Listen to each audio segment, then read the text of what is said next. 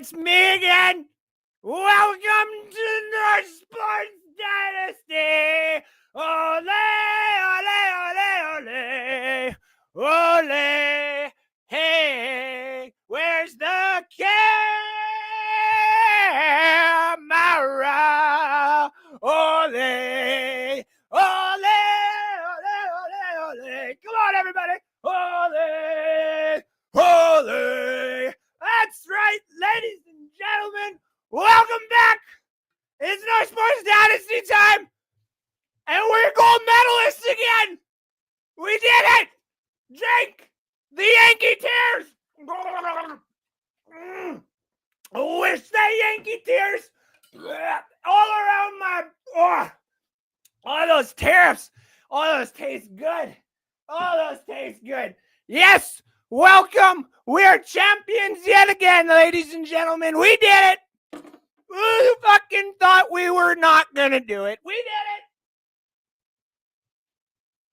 We did it. One more time. We did it. Okay, now from the back. Okay, everybody now. Up from the front. And then we go to Boston. All the way to Boston. Hey! Oh, my God. My God, isn't this amazing? Isn't this amazing that we all get together for a brand new season of North Sports Dynasty? And not only that, we actually got something to talk about in the off season. So first things first, ladies and gentlemen, welcome. Look it. I went. I don't have to sit anymore. Except I will, like when I'm on other people's shows, obviously, because it's nice. You can just kind of see my head. Look it down just a... Wow, it probably went back up again. But we're always here from my basement. So first things first, ladies and gentlemen, I see y'all in the comments. I'll get to the comments in a sec. I'll get there in a second. First things first.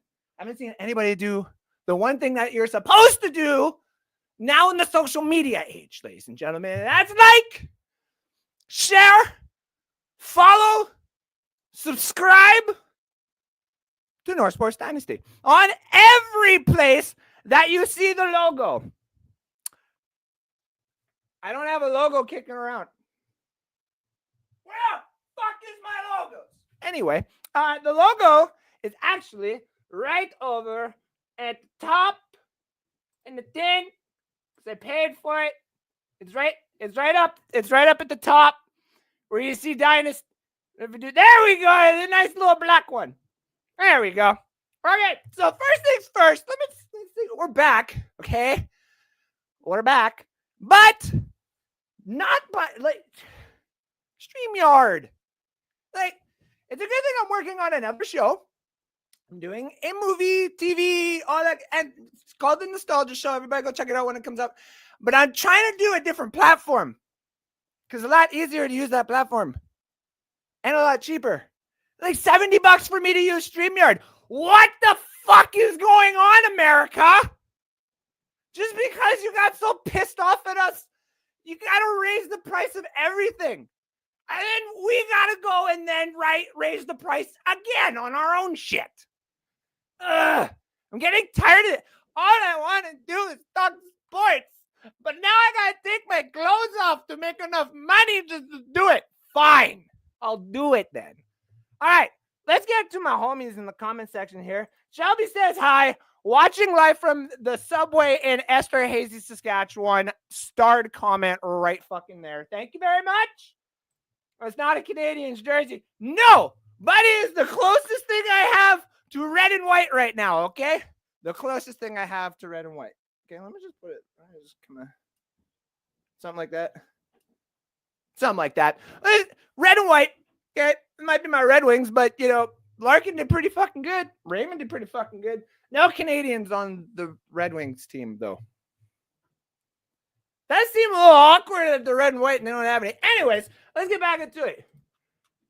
Dragon Fang says, don't quit your day job just yet. Oh, Robbie. Robbie. Hey, remember, we got a reverse tariff promo for Pizza that's right. 25% off, ladies and gentlemen. Nope, not me, not Robbie. Apparently, I got it on Facebook and YouTube. I'm on Facebook now, connected to YouTube. All the homies are in. The gambling chat is in. Okay, Let's talk about it. Four Nations, the Four Nations, Four Nations. That game was fucking awesome. How did anybody leave their houses or wherever they watched the game thinking that was a bad hockey game? That is top 5, arguably top 3 greatest hockey game I've ever witnessed. And it doesn't even matter who the fuck was playing. You would have told me that was Finland and Sweden playing that, it still would have been a great fucking hockey game. There's obviously a lot more at stake because of the tariffs, because of all the American shit going on. And it's neither here or there. Let's start it off with the national anthem that happened. Yeah, we got booed. We knew that was going to happen. And then halfway through this beautiful harmonization of, just it was booze, and then like some people started saying, and it was almost like every American turned around and was like, all right, fine. These fucking Canuck guys, they're so loud when they sing their damn national anthem. We might as well join them. And look, I watch NASCAR. I sing the American national anthem. A lot of people sing the American national anthem because we're used to it, because we're Canadian, which is how it is. But obviously, with everything going on, it's to be, say, kind of expected that this is going to happen. Almost as if, you piss people off and they buy a ticket. They all of a sudden have the freedom in their country to do something like that. They're not punching people in the stands. We're not throwing jerseys on the ice looking at you, Oiler fans. What they did is they booed, and then they joined us. I didn't mind that. I also don't mind people booing. I don't like it, and it's a little disgraceful. I totally understand that, but maybe disgraceful is the word probably not to use in this whole thing, considering we want to be fucking annexed. Anyways, so let's go and talk about the actual hockey game itself. We're talking about 8-minute intervals throughout this game in which every single country's team showed elite status, like just beautiful hockey metrics and play and breakdowns and hits and the crowd being in it, the heartbeat. That crowd there, though, I'm gonna give you this props that you deserve. That American crowd, from the drop of the first puck in the first period to the end of the fucking third period, you guys were loud. And all you could really hear was USA and Johnny Gaudreau. That's another props to that crowd. I did not expect to hear Johnny Gaudreau, Johnny Hockey, start getting just chanted out there. That was fucking awesome. Let's talk about, though, when the tide really turned. I'm in a gambling chat. Everybody knows that. Everybody knows I'm a very big gambler. And in there, when it became 2-1, even I was just like, okay, it's done. Everybody have a great day. Goodbye. We're done. We lost. Goodbye. We're done. Can we just get on our plane and go home now? But then it just seemed as though we were going to have opportunities. The fact of the matter is we didn't escape from the game plan at the beginning of the game. Let the puck come to you, accept the bounces, and just play Canadian hockey. And that's exactly what they did. They did a fantastic job of getting that game tied. As soon as the third period hit, I knew for a fact, and anybody here who knows hockey just even a tiny little bit knows that every single one of those teams were not playing to score a goal. They were playing to capitalize on turnovers, on bad bounces, on things like that. They were not going to try and send in McDavid by himself. They weren't going to try and send Tkachuk in by himself or anything like that. They were going to play chess because all they wanted to do was to get to either overtime or capitalize on a bad bounce. And as soon as it got to overtime, you could kind of tell that the Americans, for at least the first 6 minutes of that game, should have won 19 times over. Bennington was 17 fucking feet out of his net at one point. He is like behind him. All it literally took was for one ridiculous bad bounce to go into the net. And the Americans would have ran it. This was a 7-3 game if all of the bad bounces went in. This was a 7-3 game if Austin Matthews knew how to back check. Leaf fans are so happy right now. They're like, yay, woo. And then Matthews goes and puts on the Leaf jersey and they're like, I want a cup. Fuck. I totally get it. It's not, when you nitpick, if you want to nitpick, Crosby didn't do too much. McDavid didn't do too much outside of getting the goal. He had opportunities. The puck kept bouncing off his damn stick. It was a sloppy mess everywhere when it came to the first 6 minutes of overtime for the Canadians. What in the actual fuck were we doing? We had no business being there. Then all of a sudden, if you go and look at the clip, not exactly sure when it was, but it had to have been in overtime. Because John Cooper's like, somebody get fucking selfish and shoot the ball. Let's shoot the puck. And he says, McDavid, could have sworn he said McMarner at one point too, which I was kind of funny. But we got it. And now here's the other thing. Let me go into the comments here because I see a bunch of people popping in. I almost didn't recognize you without your beard. It's the mustachio. Kind of look like Austin Matthews right now.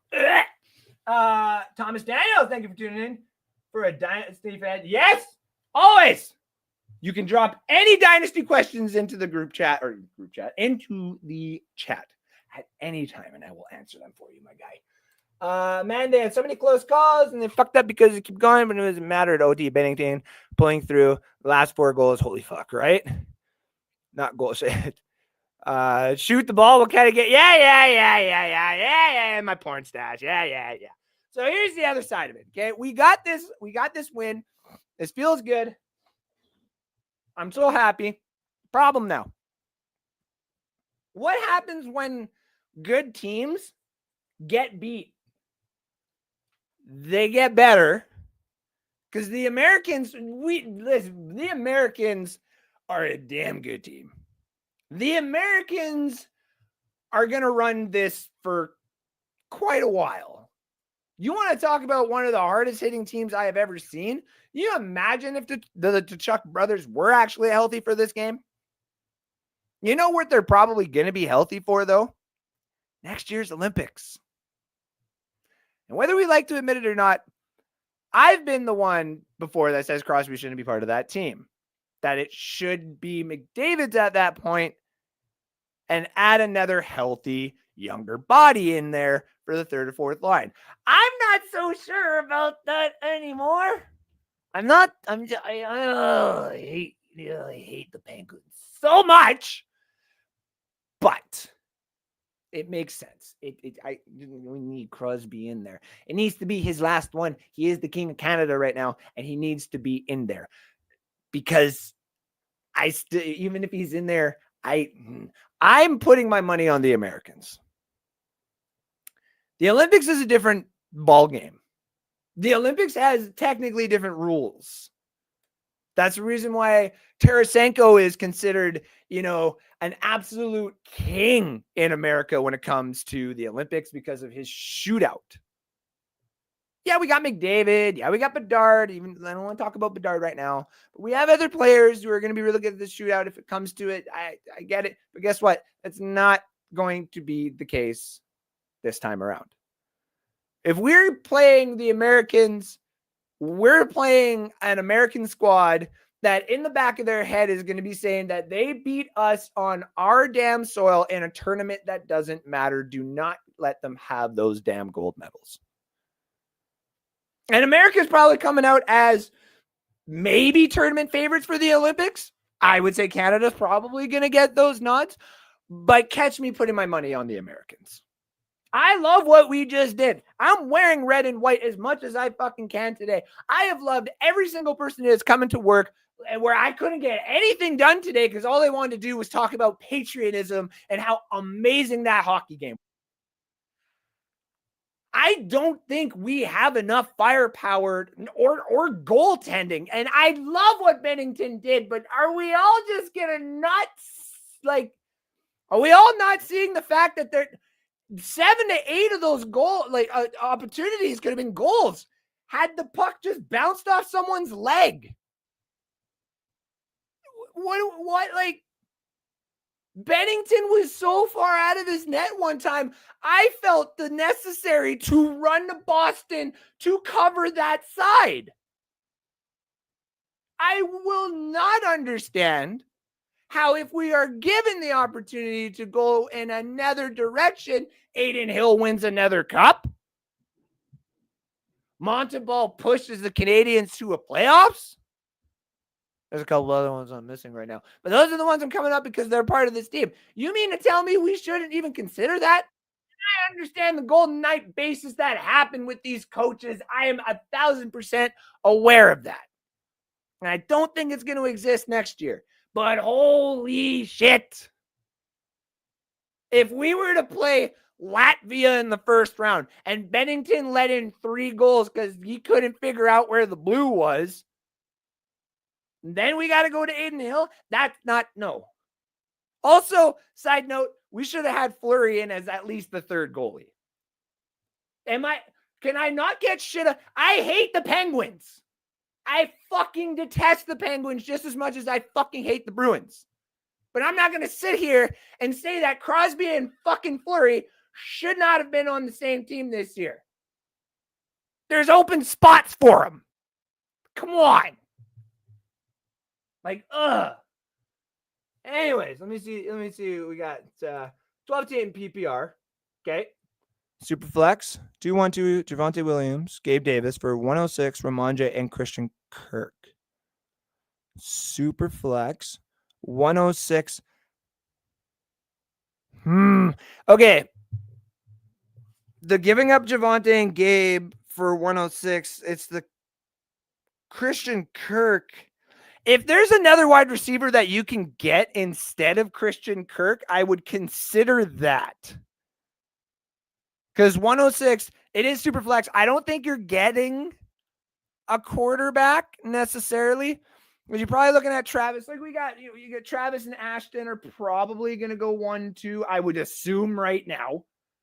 If Travis isn't going to necessarily catch as much as wide receiver, obviously I'm going to go Ashton's probably your number 1. Man,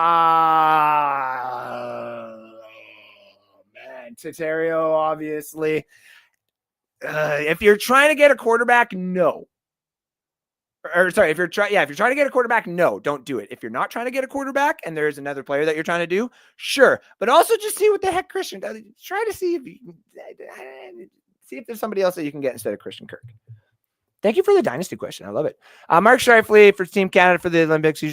Now, yes, I know a lot of people online were bitching and complaining. We're like, oh, the Seth Jarvis, and we were talking about that in the group chat too. This group is okay. The Olympic group needs 3 or 4 adjustments, I think. That's just me. Goaltending is the massive issue for Canada going forward. Desperately need to develop someone and quickly. Well, it's a good fucking thing that we got one, right, Alex? Sebastian motherfucking Costa. Actually, and then in this draft, I think it's this upcoming draft, you got Ivan Kovic and Ravensburger. So we are going to get some guys developed for like when McKenna and Celebrini and Bedard are inevitably taking McDavid to his retirement. So I'm okay with that. But we need someone like right fucking now. Right fucking now. Like right fucking now. Ben! How ironic that a Toronto Maple Leaf couldn't put it in the net in the big game. Damn you, Matthews. Right? Speaking of put it in the net in the big game, you know who inevitably is what their fans would say is not putting it in the net properly for their fans is Jerry Jones. As a Dallas Cowboys. Quick switch. Bad switch. Still getting used to it. Like, share, follow. North Sports Dynasty. Always, indubitably, and always forever will be from the basement. I am Big Board. Yeah, we got everything out of the way. All right, so let's transition over to football for a bit here. All right. I could talk about hockey here all day. I could talk about how the Red Wings are coming, especially after Larkin's performance. Fuck, I cannot wait for those games. So let's talk about some football here for a bit. I'm going to talk about the Super Bowl. Super Bowl was fun. Not. Lost so much money. I actually lost like $75. The big 3 bets that we did, 1 hit, 2 failed. It happens. Did I want a 3-peat? No. Did I want the Eagles to win? Fuck no. I'm a Bucks fan. You think I want the Eagles to be celebrating? You think I want that fan base to celebrate fucking anything? Philly should never win anything, in my opinion. Fuck all those fans. They are a nuisance. They are a fucking nuisance. They are atrocious. I do not understand how someone hasn't stepped in and been like, you can't do what you're doing. And they're going to be like, well, it's just going to make them do it harder. Well, then fucking, when they go to other people, you got to give them shit when they go to other people's stadiums. When the Eagle fans come to our fucking stadium in Raymond James, stop selling them their tickets. Anyway, so Saquon got stuff, basically. Didn't do as he thought he was going to. Jalen Hurts went fucking off, and now we got to consider him as an elite quarterback. Who the fuck wanted to do that? No. And then we're like, oh, we got to entertain the fact. We need to entertain the fact that Jalen Hurts might just be a better quarterback overall than Joe Burrow. We got to entertain the fact that Jalen Hurts might just be better than Josh Allen. We don't need to entertain none of that shit. Yeah, he won a Super Bowl. Yeah, he did what Donovan McNabb couldn't do. But when we got like 5, 6, 7 years down the road, and we're having the major debates about the quarterbacks of this era, then we can go back to this question. Is recency fucking bias right now? If the tush push wasn't allowed, would we be having this conversation? No. He had a very good Super Bowl. A very good Super Bowl. Congratulations to him. And congratulations to the halftime show. Like, what do we... Everybody every year wants to sit there and bitch and complain about the halftime show, about how it hasn't reached the pinnacles of Prince. It's never going to reach Prince. Andrew, Prince wasn't the best one. You're wrong. You're always going to be wrong. It's Prince. They made a fucking documentary about Prince's performance at the halftime show. The man grabbed his guitar and said, "Can I play my guitar right now?" And then the beautiful, like the silhouette of him in the blanket, the sheets that was hidden there, and all the people, the ladies are like, ah! And the rain coming down, and everyone in Minnesota is just like, oh! Like, when the fuck have you ever seen that at the halftime show? Since, or before, or previous? You didn't. It's the best. Let's continue on. This one, I know a lot of people had a lot of shit to say. I couldn't understand him. Does any of his songs have lyrics? Well, was that really appropriate to put on there? Yes! Yes! Guys, ladies, gentlemen, this is the football. We're not going to have the demographic that we have forever. The NFL has to adapt. They got to try things new. And they got it down pat when they tried SoFi Stadium one. And they got all the rappers to come in there. And that was pretty fun. You had everybody kicking it. Why the fuck not? This one, yes, it's going to be hard to understand him. He does drop some very vulgar language that we're never going to say on this show. We're never, like, basically allowed to and never want to. But, like, did you really, really think he wasn't going to say those things? No. He definitely sat there and was like, I'm just going to, I got to do my best. He's going to come up with the lyrics that he can. The best part of the halftime show was the fact that he made it a story. It was an actual story. He created something. He was telegraphing it, the way that it goes, and this, that, and everything else. I liked it. I understand where the hate is coming from some people. And you see the hate from certain other people, and you really start to have to go through the profile pictures and start to see that there's a very big resemblance of what the fucking people look like. Right? It was not bad.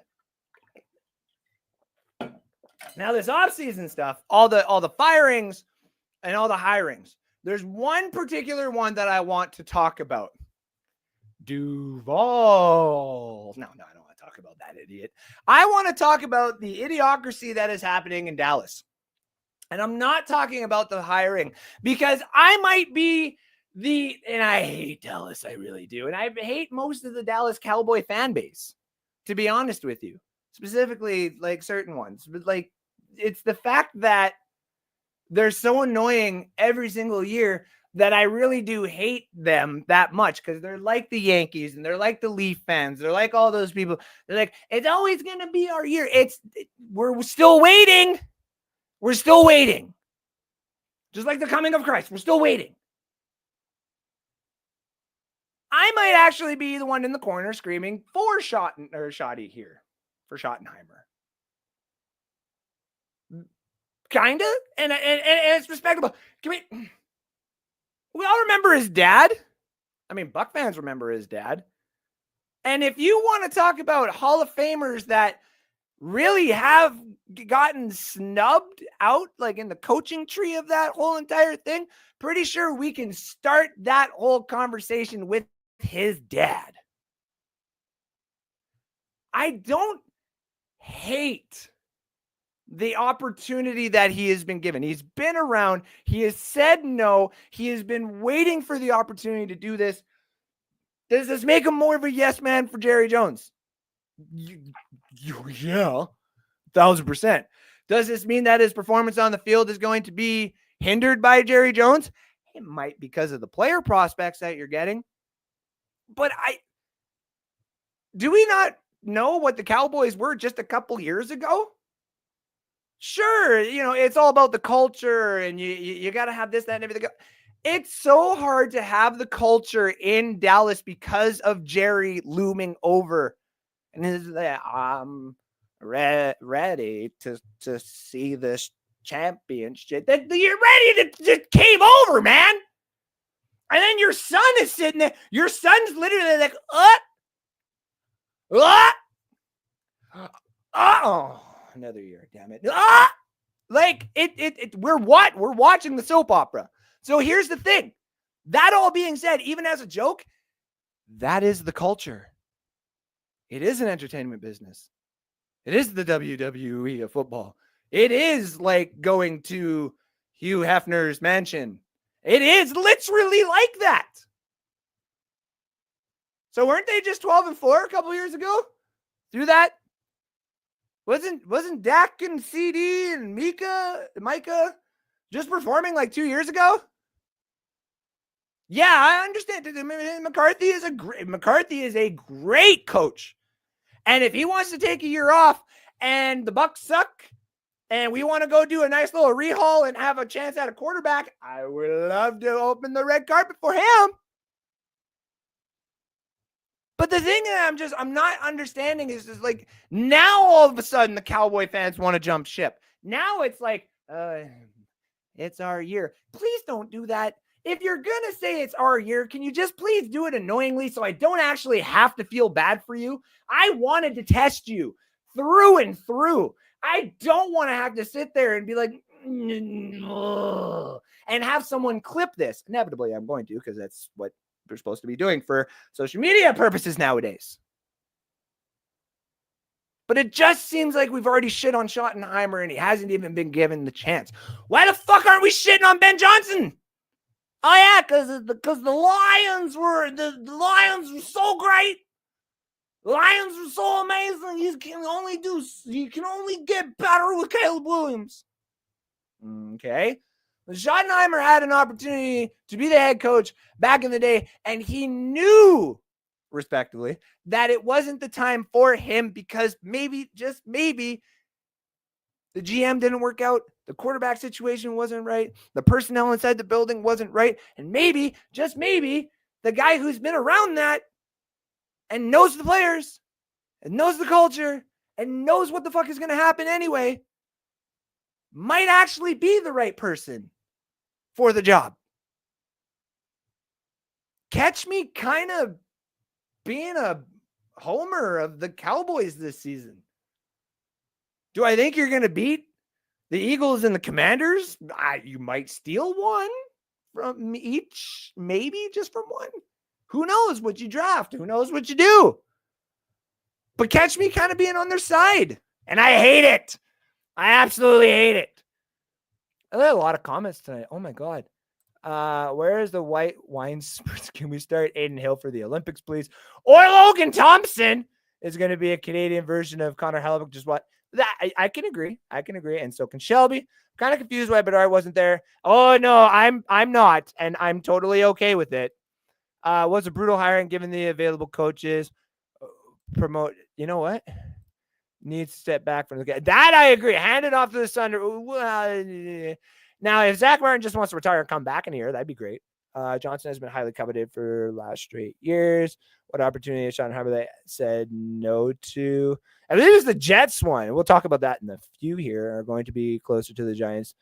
Oh, Alex. Oh, no. That's so disrespectful. I love it, though. All right. Going to a commercial break.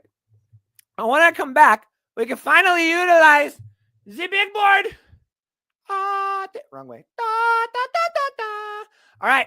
We're going to do the mock draft 1.0. I'm going to bring in a guest here, which is it's loosey goosey. Like I'm not even going to try and be like, take a guess. Cause he's the biggest Lions fan I ever know. No, we got loosey goosey coming in because we're going to be talking college draft picks and having the mock draft 1.0. And it obviously just doesn't feel right if we wouldn't have loosey goosey obviously on the show. So we're going to have a quick commercial, bring them in, talk some more, and hopefully give you guys a general idea of what you should be doing this season when it comes to mock draft time. Be right back. After I do, I got to realize I still got commercials here somewhere. I still do. Yeah. Okay. Commercial time.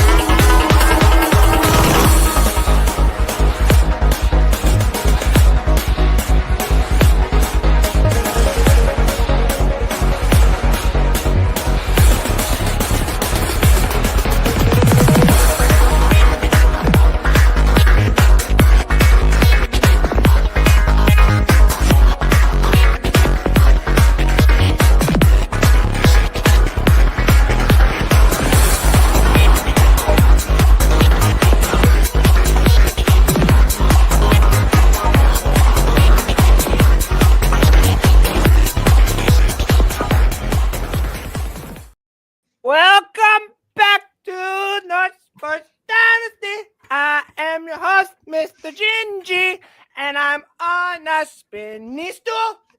And I brought Mr. Loosemore too. I'm gonna fucking fall. All right. I was gonna say, how much longer are you actually on it? Well, considering when I planned this out, I didn't actually think that I should have brought this fucking thing down more, but it's just been there for so long, and these little sticky things that I use on the back are not cheap.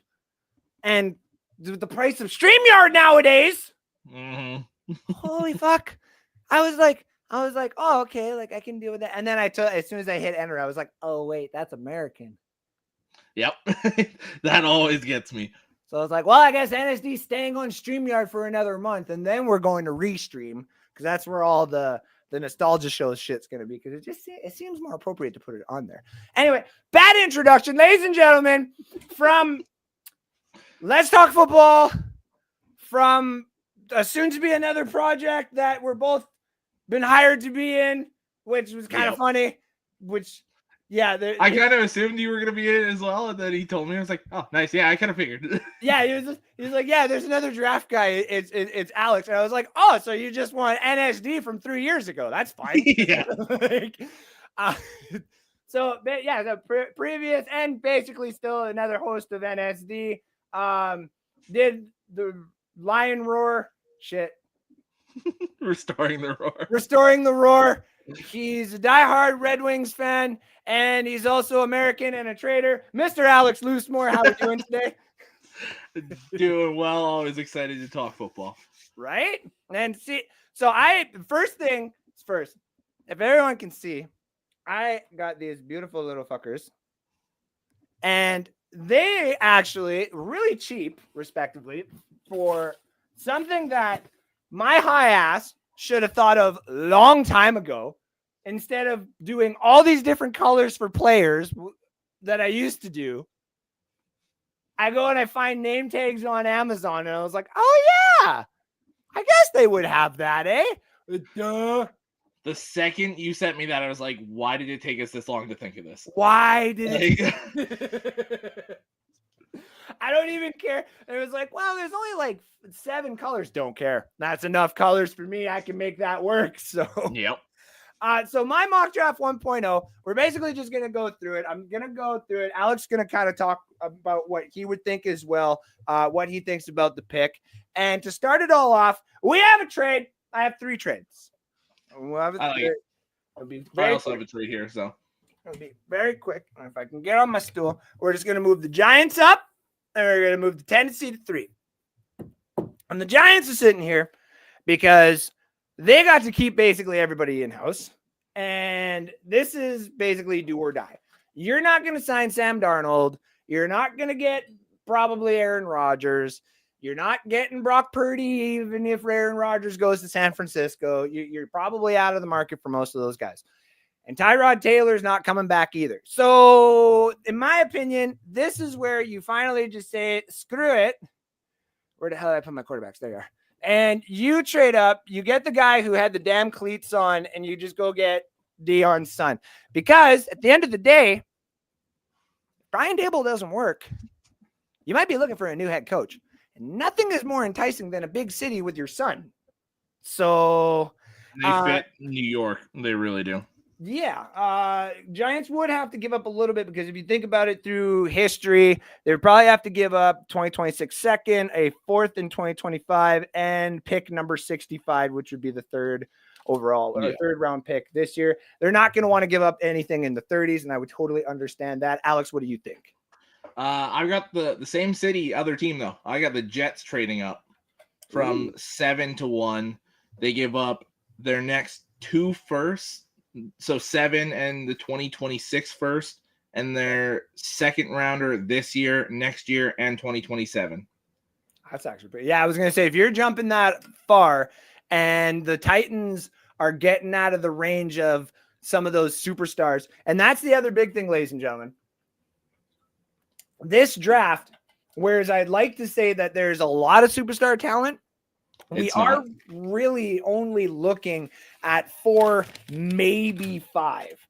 And Alex and I had talked about some before. The 5 right off the bat that we would say number 1 prospects, no questions asked about it. We're talking Abdul Carter. We're talking Mason Graham. We're talking Will Campbell. We're talking Travis Hunter. And we're talking Ashton Gentry. Kelvin Banks and Will Johnson are starting to have question marks around them just before the line. Like, what's Will Johnson's 40 speed going to be? Because if he's a 4.5, nobody's going to take him really to the end of the 1st round. Yeah. Kelvin Banks' arms are the same as Will Campbell's, but he doesn't have the same type of push as Will Campbell. So how far does he fall? You know, those are the questions of the other superstars, but those are the guys we're talking about as the superstars.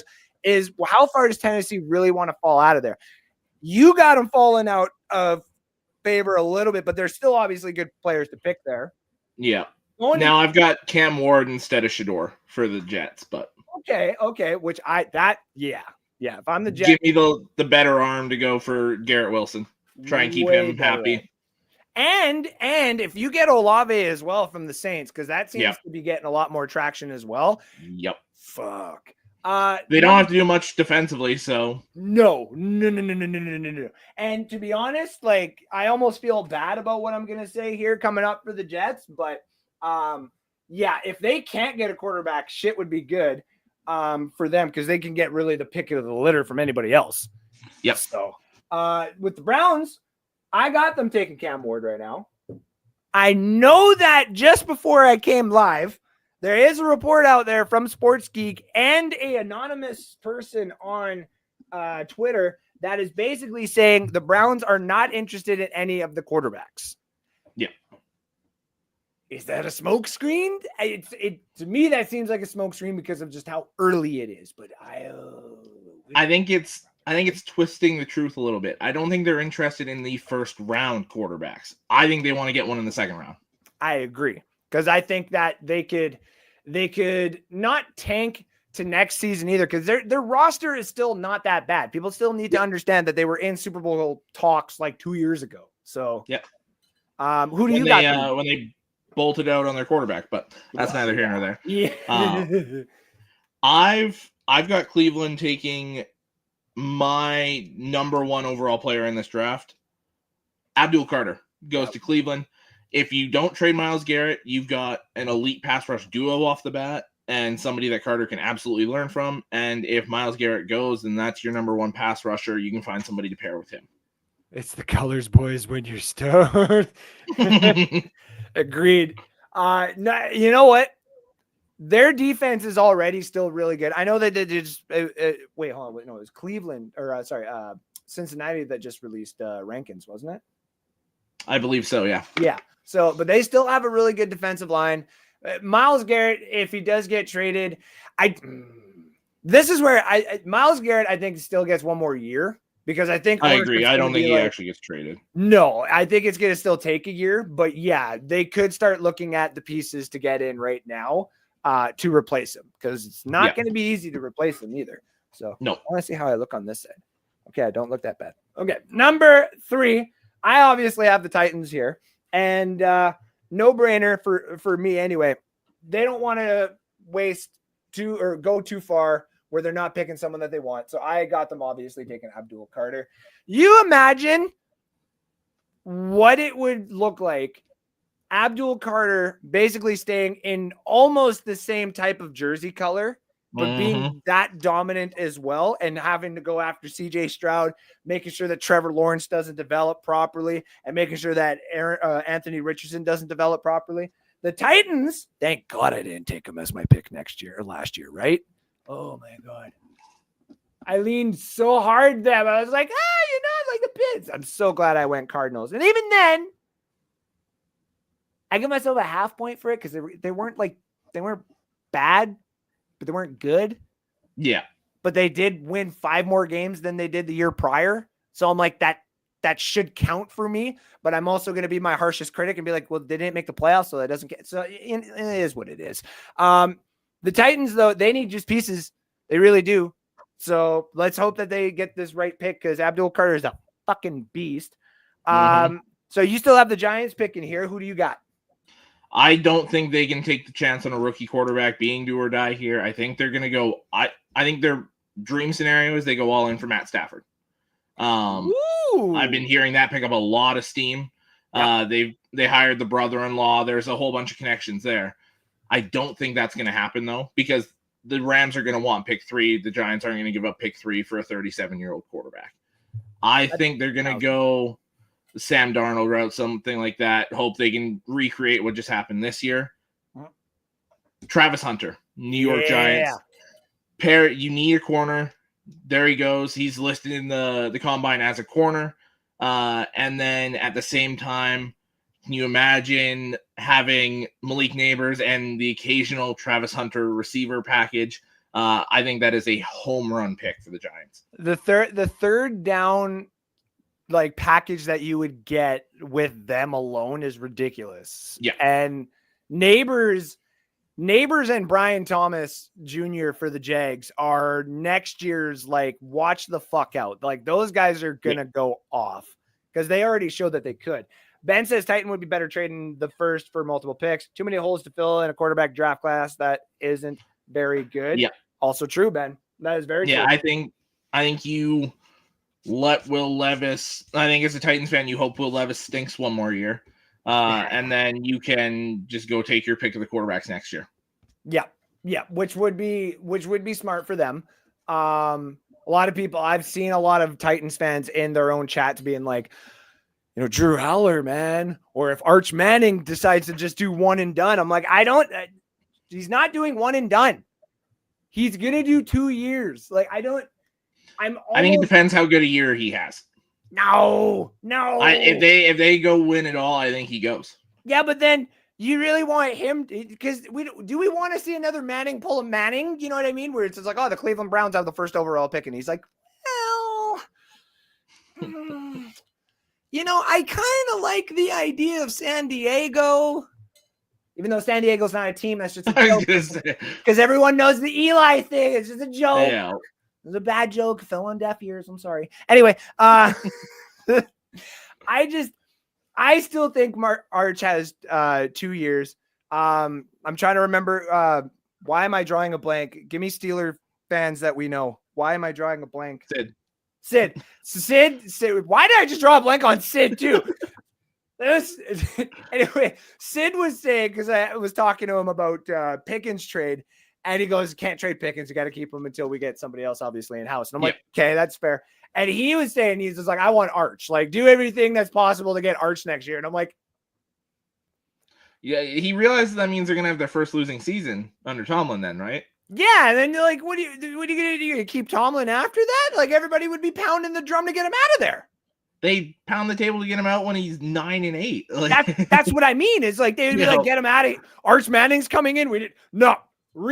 Get us a new building. We need to put Hines back on the field. Oh my God. Like, they would just be losing their damn mind, man. And I don't know. I don't think I think Arch is doing 2 years though. Hold on. I see Sean Spencer. Love Sean. Neighbors and Tops need to follow their college QB to Washington. What's up, gentlemen? Would be crazy if the Giants draft another Manning a year from now. Sid, yeah, because I don't know why I was drawing a blank on like the one Steeler fan I do know is Sid. I don't know why I drew a blank on you, Sid. Sorry. Also, Sid did say, can we get 2 Tkachuk brothers on one team just so we can have Sid in a hockey jersey? Like, come on now. Yeah. Also, just for views, like I would every night I'd come home and watch a Red Wings game and be like, what, the Panthers game? Okay. Yeah. Guess so. Guess I'm watching the Tkachuk brothers and my Red Wings. So let's go to number 4 here. I got the Patriots. So this is where the Patriots, I think right now, going through my notes, there are 3 players that are basically destined to their destinations right now.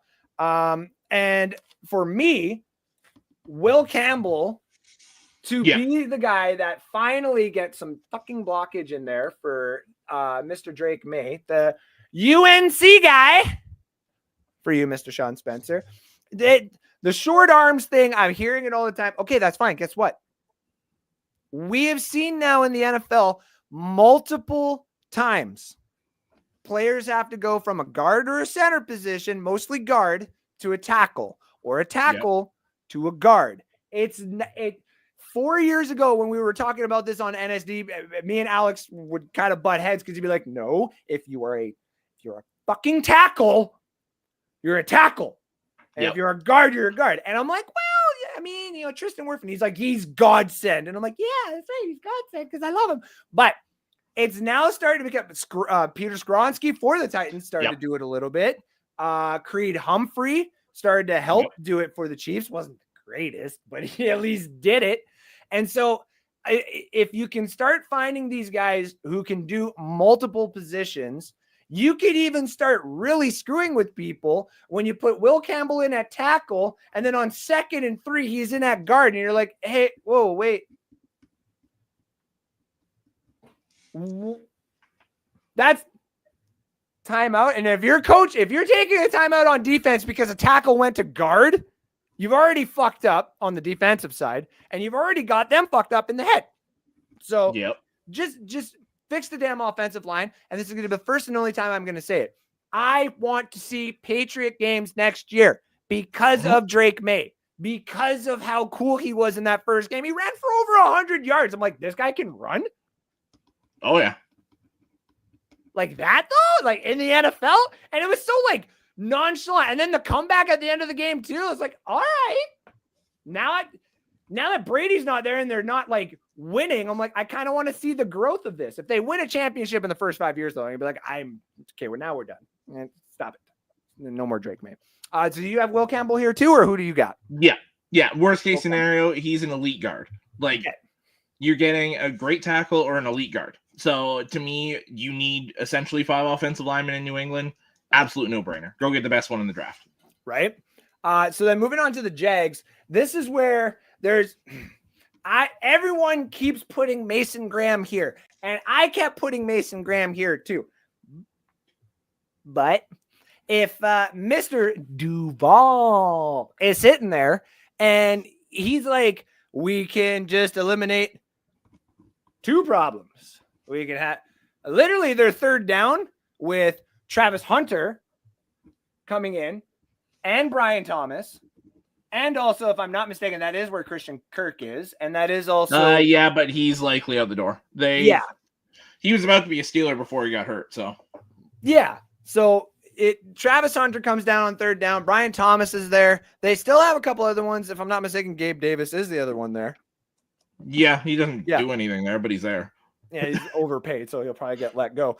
But they also have Travis Etienne. They have good running backs. They have a decent tight end core that's starting to kind of get together. So they got pieces.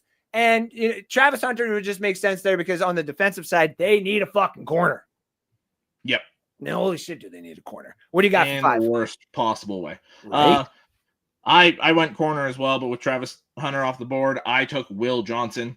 To me, call me a homer. I don't care. To me, Will Johnson is the best corner in this draft. Yes. I think yes. The guy didn't give up a touchdown in 3 years as a starter. Nope. He's an elite cover corner, man zone. Doesn't matter what you want to play him in. Yep. He's very instinctual. If you want one clip to see the brain on this guy, look at the Fresno State game this year. They ran a bubble screen. He got caught up in a block, but then they decided to go to it again. Jumps it, picks it off, gone. Pick 6. So Will Johnson to me is a top 5 player in this draft, and you get him at the 5th pick. I think it's an absolute home run for Jacksonville. Especially because if they could just one and done it like Denver did with Patrick Surtain, like we draft him and now we don't have to worry about this position for like the next 8 years as long as we pay him. Okay. Yeah. The only worry is getting him some help at some point. Like, yeah. Like now, like, so in your division, okay, cool. So you've covered more than likely Nico Collins for a little bit. You've covered Alec Pierce, I guess would be the one in Michael Pittman or Pittman. Yeah. So you get coverage on those guys. And then on Tennessee, whoever the fuck they decide to go. I was going to say nobody right now, but Traylon Burks. So yeah, I don't know that. Yeah, that just seems like it would be a good fit too. Number 6, the Raiders. So the Raiders here for me, as much as Mason Graham would make sense, I think everybody's starting to lean the whole Sam Darnold's probably going to go there. So, they're not going to trade up for a quarterback. They're probably going to want to surround him with as much talent as possible.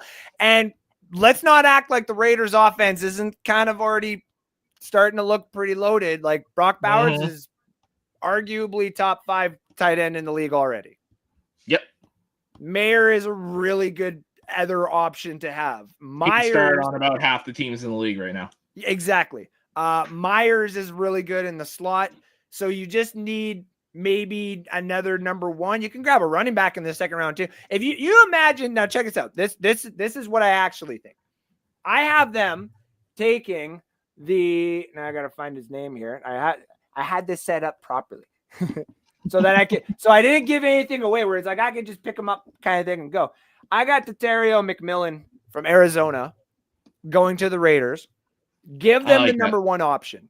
Just he's on the outside. That's the guy that Sam Darnold's going to be looking for on most of the plays. If it's not for Brock Bowers, he makes sense. To me, I like the way his colors matched him in Arizona. It almost seems criminal not to have him in Raiders colors. And I fucking hate the Raiders too, but it just seems criminal not to have him in those colors or the Saints colors. Mm-hmm. And as everybody can see, it's never going to be on the right side up ever again. Ever again. It stays like this. Beautiful Aints logo. Anyway, who do you got for the Raiders here? So in my scenario, I had Sam Darnold going to the Giants. Oh, yeah. Which works out for the Raiders perfectly in this scenario because they can get the quarterback that Tom Brady's been working with for off seasons now. Shedeur Sanders falls to 6 and is a Las Vegas Raider. I wouldn't mind Shedeur there either. In a weird way, that also seems like another place that Dion can go. Like Dion probably wouldn't leave college for like 2 or 3 years. And I don't think Pete Carroll's got more than 4 years left in him. You're right. So like, yeah, if Shedeur's there and he gets if the culture is built and he's doing already really good, Dion can kind of come in there and spiffing that all up. So I like it. His mid game is really, really good. The deep ball, everybody's kind of whatever, but I'm like, if you get Shedeur and it's the 2 tight ends and it's just Jacoby Myers and you go grab somebody else, why would you need anything deep? You can literally play the 25-yard game if you wanted. Like, have fun. Excuse me. The other thing that I was going to say for my scenario, if Terrio went to the Raiders, I think, and if Sam Darnold's already there too, I think they say, let's just keep loading up the offense. And in the second round, they go and grab Omari and Hampton right off the bat. Yep. I like that. I like that a lot. Then all of a sudden it's just like, now what the fuck you guys want to do? Now all of a sudden y'all had tape on us for the last 2 years on one guy, and we got 4 now that you have nothing on, and they'd be like, shit. So yeah, I do like that one. The Jets here for me at number 7. This is where I said gross. They technically on that defensive side have like maybe 2 glaring holes. A defensive lineman and maybe another cornerback if DJ Reed does obviously get signed somewhere else. So you mean to tell me that there would be more than 5 minutes that would go off of the board before the Jets literally just screamed Mason Graham from their own comfort of their couch? And then you get to have that defense already. Quinnen Williams and fuck, that guy is so good. And now you're going to add Mason Graham to there's another 2, and I can't even think of their names, but they're so fucking good. And their edge rushers are so fucking good. Will Johnston, the 4th, and Will McDonald and Jermaine Johnson. Thank you. Yeah. Like, my goodness gracious. I don't want to be Drake May, Josh Allen, or I don't want to be Tua, especially if I'm playing in that fucking division. So you got to trade, obviously. So yeah, I got Tennessee here at 7. I got the same player though. I got them going best player available. And if you're Tennessee, you fall to this point. Yeah, you lose Abdul Carter. Yeah, you lose Travis Hunter. But you can pair Mason Graham with Jeffrey Simmons. Good luck the rest of the offensive lines in the AFC South. Good luck CJ Stroud. Good luck Anthony Richardson if he's still the quarterback. And good luck Trevor Lawrence. Those 2 would wreak havoc. And even in that kind of 3-4 style defense they like to run, Mason Graham can move to that 3-4 defensive end, play kind of over the outside shoulder of the guard, inside shoulder of the tackle, and wreak havoc from there. Or he can be the nose. Jeffrey Simmons can move out, gives them total flexibility. So I love the fit with Mason Graham here. They got Sweat too on Tennessee, so that would just be, oh my God. Fuck that defensive line. Ben Fournette, your wish comes true. Bucks play the Patriots in 2025. Oh yeah. Oh, I know.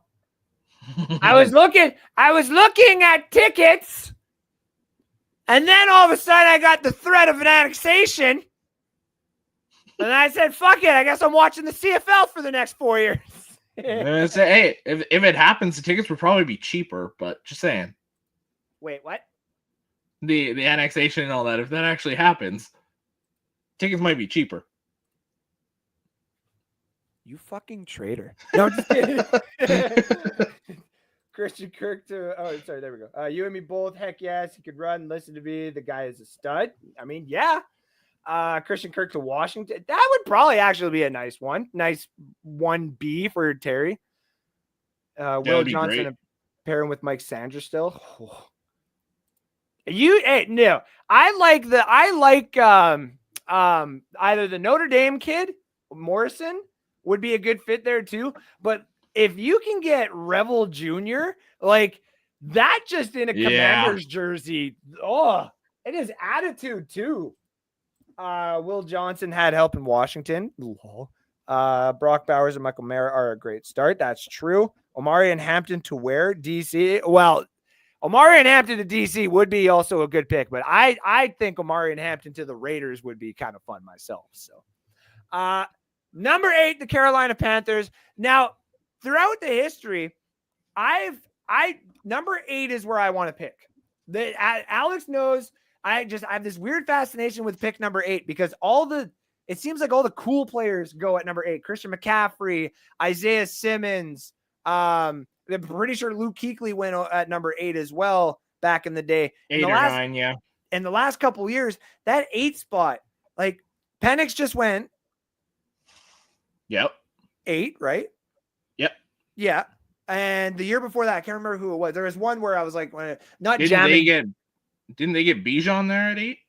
I think you're right. Yeah. Atlanta got Bijan at yes. I think that's the other one. So it does seem like this is the prime spot where Ashton Genty or like Tyler Warren would go. They did all those type of picks last year when they went and they got Leggett and they got Benson and all those kind of guys in the first couple of rounds. Now that you're actually getting success on the offensive side, you're not touching that for at least the first 3 rounds. This is no. This is defensive side now. So this is one of those other ones where everybody is talking about the match and just how perfect it is Jalen Walker, the Georgia product, going to Carolina. Not only do they need a solid edge rusher because they just traded theirs, which was it Burns? Yep, Brian Burns. They need, obviously, someone to go in there because they're probably going to trade their other really good defensive player that they have, and I'm drawing a blank on his name right now. Derek Brown. Thank you.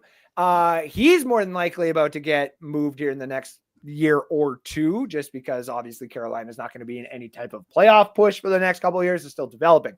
That guy's going to want to go in there. So getting someone who's not only an edge rusher, but a linebacker and a really good reader of the offense, you're basically getting 2 players in one. Just seems like they're going to do something like this, especially on the defensive side. So give me the best defensive product that technically is out there on the edge side, besides one other guy, and we'll talk about him in a bit here, in Jalen Walker.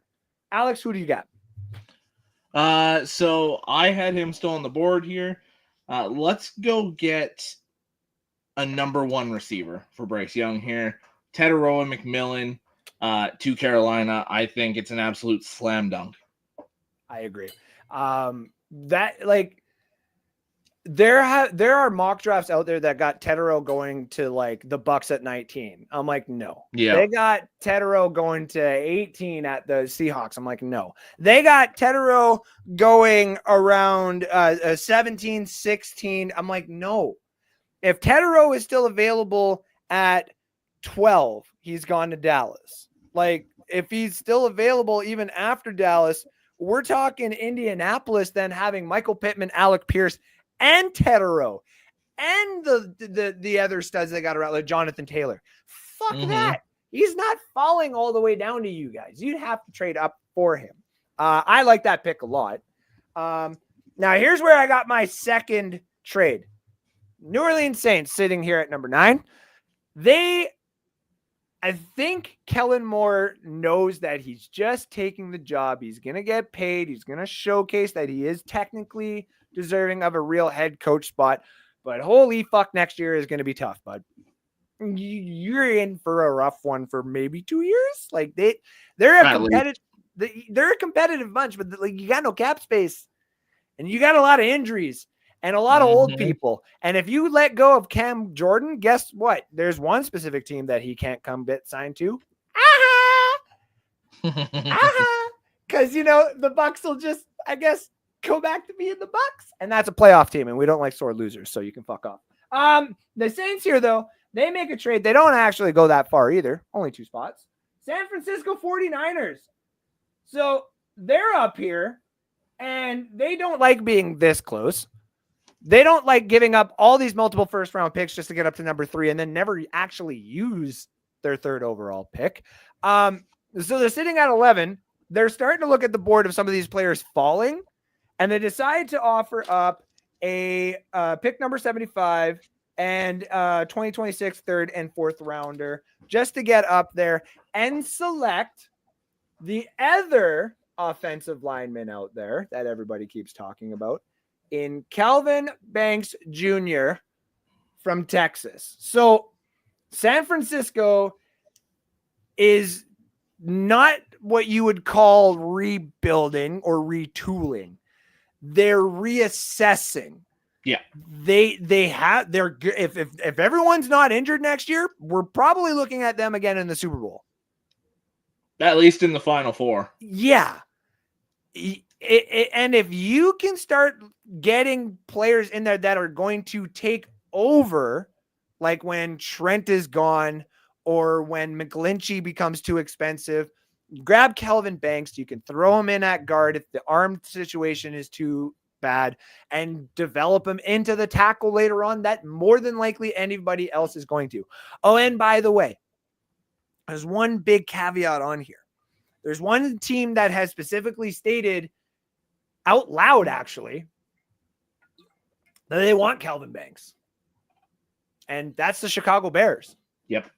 And so if you want to get Calvin Banks, you got to get over them. And I hate to be it. The Jets probably aren't moving back. Carolina loves picking at number 8. They're more than likely not moving back. You're going to have to make a deal with the Saints. So I got Calvin Banks going here at number 9 to the San Francisco 49ers. Alex, tell me who you got the Saints picking. So I've got New Orleans staying at 9 and kind of going along with what you said there with Cam Jordan probably walking out the door. I've got them going with one of the freakish edge rushers from Georgia. Not Jalen Walker, though. I went Micah Williams. Nice. I just think that athletic profile fits so well. If you keep Cameron Jordan, that's a perfect duo. But even if Cam Jordan walks out the door, I think Micah Williams is a solid defensive end to build around. I agree. He to me has one of those projections where he can go all the way to like number 6 or he can go all the way to like 26. Yeah. 100%. And the only thing is to everybody who is watching, thank you very much. Remember to like and share and follow North Sports Dynasty. We're 15 more subs on YouTube away from 100. And if we get there, I'm going to have to give away a Warren Sapp jersey. I know. I know. God damn it, guys. And not only that, oh God, it's a creamsicle one too. Oh no. So if you guys get me there, I'm gonna have to give it away. So sad. Anyway, so and by the way, if you haven't figured it out, NSD always will be a factual show where we're talking about stuff like this. But if you don't think I'm gonna take this opportunity to spill out my comedic side in an attempt to humor you all, then you have come to the wrong place. It may fall short on ears, and believe me, I've tried some segments that do not work. But you got to try them in order to get them to work. 100%. Just like butt stuff. Anyway, so we're going to go back into it, and it's basically the Chicago Bears here at number 10. This one gets fun for me because I watched Ben Johnson in Detroit, and I liked him a lot in Detroit. I really did not want Alex to lose his coordinators. I wanted Alex to have a Super Bowl before he had to go through all of this. Yep.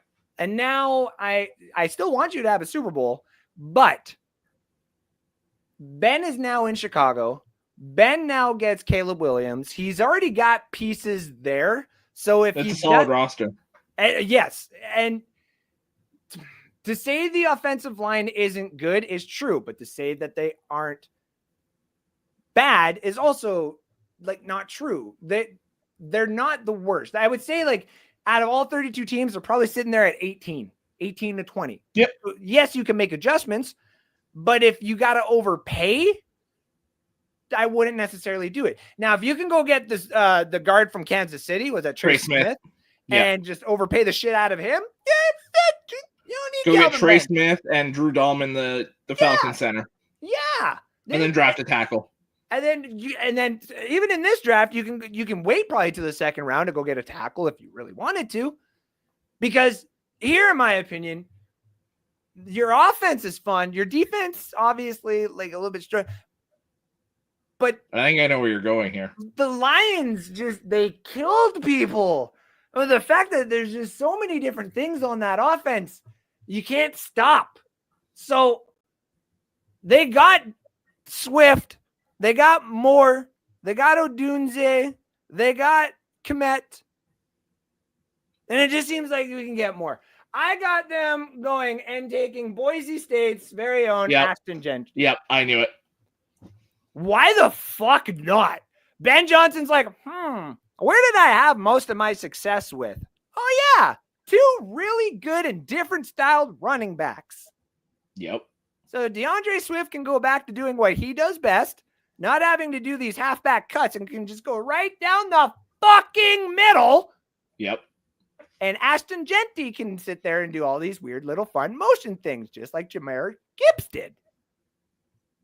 And then Bear fans can finally be happy. I know you don't want them to be happy. I get that. See, I don't hate the Bears.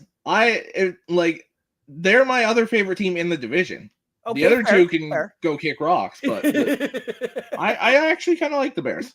The Vikings can go kick rocks. I forgot. Yeah, you don't really care for Minnesota just in general. The Vikings, it is what it is. I don't mind. Kevin O'Connell somehow winning Coach of the Year this year made it worse. But the Packers are still like bottom of the barrel. Oh yeah. I was gonna say you have to hate the Packers. So yeah. I'm gonna go in here just so I can keep up with it's Christopher Cole. Thank you for tuning in. Hey peeps. If McMillan drops, I would definitely trade up to get him. Oh yeah. Nick. Yay! Bears now have $80 million cap space after releasing DeMarcus Walker, Mercedes Lewis. So edge or O-line at 10 would be great. Okay, and I also agree with you. I do also agree. How many subs until you give away a Bucks Doug Williams jersey? Yeah. Listen, okay. I'm trying to get an RG3 like Redskins jersey, not Commanders jersey. I'm just trying to get a RG3 Redskins jersey so that I can just have it. Okay. I just want it. They're pretty. I don't care what your colors are still dope, dude. And now everybody, we used to bug and say, "Oh, Commanders, it's the Commanders." Bum, ba-dum, bum, bum, bum. Now we're like, "Boom, it's the Commanders, bitch!" Like, we know, Sean. We know. Like, we got you, buddy. Gotta try and see if they work. Well, shit. As long as McCarthy is in Minnesota, Alex will have a soft spot for them. I guess that almost true. Makes it worse too. Is that they stole my fucking quarterback? Anyway, sorry, I didn't get your pick. Who'd you got for number 10 here for the Cowboys for the Bears? So I've got offensive line as well for them. Although I wanted to go Kelvin Banks, but I like the versatility of Armand Membu from Missouri. If they strike out on guard or tackle in free agency, this can be that replacement. I really like his tape the more I watch him. So he's my second tackle off the board.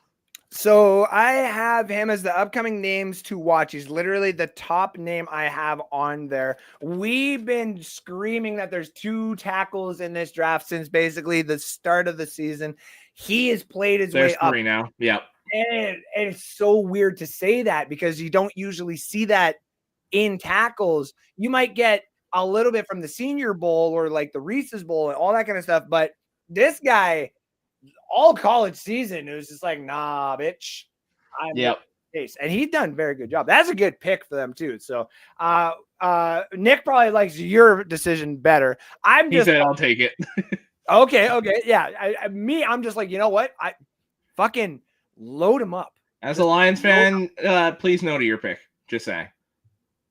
Oh, for me? Yeah. Yeah. No. As a football fan in general, I just want to see it because we didn't get to see the sweetness. We didn't get to see Walter Payton. We didn't get to see any of the good shit because we were literally stay in the past as far as I'm concerned. Well, I mean, yeah, but I'm like, it just, I want them to go back to the old jerseys for a season. If they have Genty and he starts doing good, you go straight back to those old jerseys and just put him in 31. I don't care. Put him in 35. Put him in something around 32. I was going to say 23, but then that's Hester, so you can't do that either. Yeah, you can't do that either. Like, you did something. What's his number in college? Genty was, I want to say 1 or 11, but I could be thinking of someone completely different. He was number 2. Okay, so yeah, number 2. So he can do number 2. Actually, I'm not gonna lie, a number 2 in that old Bears uniform would just look like what was the running quarterback that they had there? The Are you talking Fields? No, not Fields. Like back in the day, the mobile more was it Peyton? Not Peyton. It was I mean, they had Jim. I guess, yeah, it could be Jim. I'm trying. I'll figure it out. What time frame are you thinking of? The same with the 85 Bears there because they had McMahon. McMahon, thank you. Also, there's an issue with Genty wearing number 2 for the Bears. Who is it? DJ Moore. Fuck at it, DJ. Shut up. Your number 1 receiver? No, he's keeping that jersey. No. I bet. I bet. Yeah, any money. I guess, yeah, because it'd be a rookie coming in. Fuck. All right, fine. All right, fine. What about 22? 22 would be dope. 22 would look really cool. I'll watch him do like something weird like 4 or 7. Be like, what the fuck? I think Swift is 4. Fuck, you just can't have any. You can be 0. Zero. That would look sharp too, I think. Actually, can we start doing like 02 as numbers and stuff like that? Like kids being born in like 02, you know what I mean? And they're like, I just want to wear. Yeah, 02. I don't hate that. I don't hate that either. Some coaches will probably get right pissed off. They'll be like, no, we're not playing. We're not going to see a bunch of zeros out on the fucking defense. Like that's not happening. All right. So to go through, we'll go 5 picks at a time now because we did our top 10 there. So we'll go 11, 12, 13, 14, up to 15. We'll go up to the Falcons a little bit quicker and then just kind of talk about them there because I can already sense that I'm losing my voice. And this is what happens when I had a sickness for like 2 fucking weeks. Mm-hmm. Like what happened? What happened to nice, beautiful 3-day sicknesses? What the fuck? I don't need to be on my ass for a week. No. Yeah. Okay. Fuck off, COVID or China or whatever is trying to infect me. Oh, yeah. Forte was number 22 for the Bears. Oh, that's right. Forte. Fuck's sakes. Okay. So I got the Aints here at pick number 11. This is where, so I'm going to do this quick, but I'm going to talk about him just one quick. Micah Ibuka. Now, all of a sudden, if you are trading Chris Olave, you got the best blocking wide receiver in the league, and you replace him just like that. Quick and easy, nice rotational player, or not rotate. Sorry, nice positional player to grab as well. I don't think Saint fans would hate all of a sudden if Micah Ibuka's name was called. Number 12, the Dallas Cowboys. This is another one where I'm going to hear Alex go, damn. I just got to make sure there's his name. Everybody's probably like, oh, receiver. Oh, we're going to go and get a big old defensive lineman. Damn rights. Kenneth Grant from Michigan goes to the Dallas Cowboys. And now sending my players to teams I don't like. I know. I'm sorry. I don't want to do it either. But like, if we really think about it, it's Cowboys, a great pick for them. Yeah, Cowboys can start shoring up that defense real quick. Number 13, The Miami Dolphins, let me just find the guy's name here again. So someone that can play multiple positions, but you want to talk about hard-hitting mother effer, Malachi Starks, the safety from Georgia, going down there. They need, someone who can kind of play nickel a little bit. He's got a little bit of that into his game, but you want a hammer? You got a hammer. You want a deep ball like safety net? You got a deep ball safety net. So number 14 here for the Indianapolis Colts. Why don't we just keep making the offense better so that if Anthony Richardson isn't the answer, we at least have, targets for the next guy coming in. For Arch Manning to be a Colt next year. Exactly. So the next best tight end prospect out there, Mr. Tyler Warren from Penn State, goes to the Indianapolis Colts. He can block. He's probably Jonathan Taylor's best friend on the outside, getting off the line. And not only that, Anthony Richardson's got a really bad 10-yard game, but if you got a possession player and the size of him like that, it's going to be hard to miss. I think that'll help Anthony Richardson's development. And number 15, here's the one guy that I want everybody to start remembering the name. Mike Green, edge rusher from Marshall. Where the fuck has this guy been under a rock? It is like looking at Jadeveon Clowney and Khalil Mack decided to make themselves into one player and go to an unnamed school that nobody really talks about unless we're talking about Randy fucking Moss. Mike Green, right? Yeah, Randy went to Marshall, right? Yep. Thank you. Mike Green is a player that I kept seeing on boards. I started to look at and spent 2 hours watching tape going, okay, all right.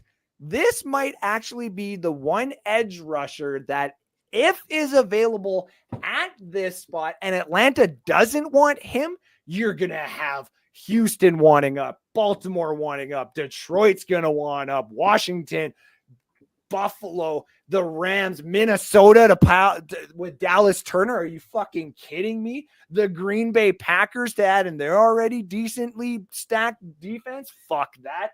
The Chargers would be like, oh my God, we just got rid of Khalil Mack. Can we get the younger one, please? Like, you can't. The Buccaneer fans, please take a moment and just go watch the fucking tape and tell me if you don't want Mike Green on our defense. Everyone should want Mike Green. Everybody wants Mike Green on their defense. So, he's a monster. So that's from 11 to 15. Just giving you a general idea. Mbuka, Kenneth Grant, Starks, Tyler Warren, and Mike Green. Alex, give me 11 through 15. Quick comment on the Dallas pick for you. It makes too much sense. Jerry Jones won't do it. He'll fuck it up. I agree. Number 11, San Francisco sits there and takes Kelvin Banks. So same player, different spot. Yeah. Number 12, I said they'd fuck it up, and then I think they actually make a good pick here. Ashton Genty to Dallas. Get your running back you've been looking for since Zeke fell off. 13, Miami. We have the same player, Malachi Starks. Javon Holland's walking out the door. There's your replacement, and he fits the system a lot better than Holland did. 14, we agree here as well, Tyler Warren. I think it's just an absolute home run pick for them for every reason you said. And 15, Atlanta, same position, different player. I have them staying in state and getting Jalen Walker. Whether you want him as a linebacker or an edge rusher, I think that's an absolute no-brainer for Atlanta. If Jalen Walker is still there at 15, I'll trade with the Colts at that point. I need him, please. Yeah, I want him so bad. A couple of comments I saw in here, and I'm going to get to all of them. Pro, just look at your local gas station. They're giving RG3 trees. I'll take it, Alex. They were getting money from Dolman, Atlanta. Yeah. 35 was Neil Anderson. Give him 36. Okay. Yeah, you can't give him 35 then. Yeah. Yeah. 2, DJ Moore, Jim McMahon, Matt Forte. Yeah. 0 would be, I agree. The 0 would be dope on him if he went there. I hope Dallas. I think they're going to, but listen, Janae, I'm going to say this for the camera so that Sean can clip it or whatever. I'm kind of on your side right now. I'm kind of joining the Cowboy fan base just because, again, I don't think the hatred that you guys are putting out there is necessary. Schottenheimer was a lame duck hire. It was the worst hiring of the offseason by a mile. It wasn't close. If we're clipping this, Janae, that's Alex talking. Yeah, go ahead and clip it. Just like everyone clipped me shitting on the Cowboys last year, and I was right. Just saying. That's true. That is true. So I don't think it implodes quite like people are hoping it does, but I do think they missed the playoffs again for sure. Thoughts on Harold Finn Jr. out of Bowling Green? Will he be a first rounder? Okay, so Sean, this is where I had to make sure I was on the right side. This is where I would say yes, but he's a second rounder for sure. Like, he's gone in the second round. The reason is the edge rushers in this class are plentiful. If you miss out on one, there's going to be another one out there. The differences in intangibles and sizes and speeds, obviously, between them all are going to be different. And if you want someone that's going to push more, you go for Mike Green. You want someone that's going to get around just to get to the quarterbacks more, you go for the Tyleik Williams or the Jalen Walkers and such, a little bit smaller side there. It depends on who values who at what. So, for example, when you're talking about Finn here, if the Ravens, for example, covet him and they want him, and say Houston and Detroit as well all covet him, it would take someone like, say, Nick Scorton or even Tyleik Williams, even Mikael Williams, falling to these positions in order for them to give up that player. Because they might be already thinking, say right now, and we have to wait till free agency's done and the combine and all that kind of stuff. But as of right now, these kind of teams are the ones that you'd be thinking Harold Finn Jr. would be going to, because these teams are probably thinking they don't have a shot at Mikael Williams, Tyleik Williams, Landon Jackson, Nick Scorton, or any of those guys. James Pierce even. JT Tuamola, Jack Sawyer, Shamar Stewart. These are all names of players who are supposed to go very, very high. It just depends that in this group right here that you see between the Cardinals, the Bengals, the Seahawks, the Bucks, the Broncos, Steelers, Chargers, and Packers, who in there gives up that edge player, and then who in here picks them up, and then say even down even lower between Buffalo, Kansas City, and Philadelphia. Let's say the Giants or even Cleveland or one of those guys still valued Harold as a first rounder. They can still come in here around here. But then again, that becomes the question, who is going to fall? Because Harold, and there's another one that's on my board here as well. There we go. Princely Unamanalayan. Jared Ivey is starting to come up as a huge name. Jordan Birch is starting to come up as a huge name. Josiah Stewart, a lot of people want to see what he's going to do in the combine. All of those guys there, that's what did we just say? 12 players? Yeah. So think about that now. Though if we put 1, 2, 3, 4, 5, 6, 7, 8, 9, 10, 11, 12 edge rushers. Now all of a sudden, Detroit is sitting there with a chance at Luther Burden, Will Johnson, Walter Nolan, Colston Loveland, Benjamin Morrison, Josh Simmons, for crying out loud, Omarion Hampton, like all those players, maybe not Omarion Hampton, but all those other, say a third running back. Jesus. Yeah, you're right. But all those players then start becoming available to Detroit. And that becomes then the real question for the GMs out there is, if you start seeing that happen, you need to get involved to not only do better for your team, but to prevent some of those players from getting two teams in your division. Because if you're Chicago, there's no fucking way you want any more of those edge rushers to get to Detroit. You want Detroit to be having to be like, okay, Landon Jackson or Shamar Stewart, any one of those guys is going to be good, but I don't know. You want them at that. You don't want them being like James Pierce, done. You don't want them to be like Tyleek Williams, done. You don't want that. So great question, because I do think he's going to be a first rounder. It just depends on what these guys are thinking. Because if you look at my board right now, I've only got 3 gone right now, and we're now at pick 16. This is where you would start to think, oh man, this is where the run is going to happen. So, and then Christopher Cole Bucks made some huge staff changes today. I saw that. I'm sure, I think Ben goes live tonight too, and he'll probably talk about that, I'm assuming. So Ben, shout out to you at this, the Ben Zone. There we go. It's been a while, guys. I'm sorry. All right, let's get through this quick here. 16 for Arizona. He's not falling anymore. I think even if he has a bad time, he doesn't go past 16. Will Johnson from Michigan to the Arizona Cardinals. Put him out there with the other corner that they have that Chris was telling me about. And he's good. He likes him a lot there too. He was a second or third rounder from last year. Yeah, good rookie. Might have a sophomore slump, but I know, right? I'm like, shit. But he had a good year. And I think if you put Will Johnson on there, now all of a sudden we're like, oh shit, Arizona, you can't pass on Arizona. Literally. Ugh. Yeah. Cincinnati sitting there, number 17. This is where you start to kind of see some of them fall. Michael Williams goes to the Bengals. They're just sitting there like, oh, trade whoever the fuck you want now. Trey Henderson, you want to go? That's fine. I think it's beautiful bastard Michael Williams that'll just come right in. That'd be insane.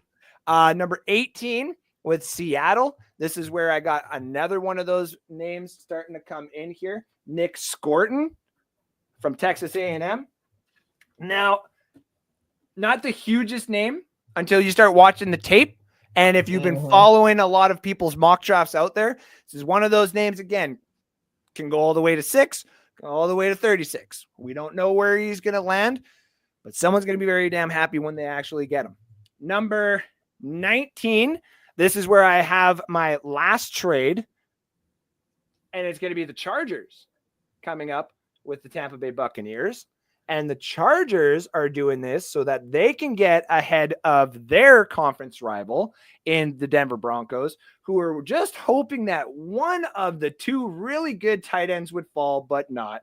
Colston Loveland, Michigan tight end, goes right back to Coach Jim and says, I thought about doing that exact trade. Run it back. So Colston Loveland goes to the Chargers at number 19, and then number 20 to the Denver Broncos. They're sitting there like, you son of a bitch. But that also makes them check the board and has them realizing that the third best wide receiver, or second best, or even first best, depending on who you ask, Luther Burden, Missouri prospect, goes to number 20 to Denver.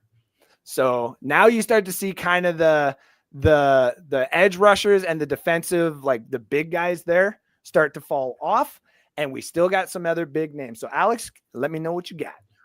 All right. So at 16, I went on the defensive side as well, but I went after edge rusher Shamar Stewart, the other Texas A&M edge rusher. He's been getting a lot of attention lately.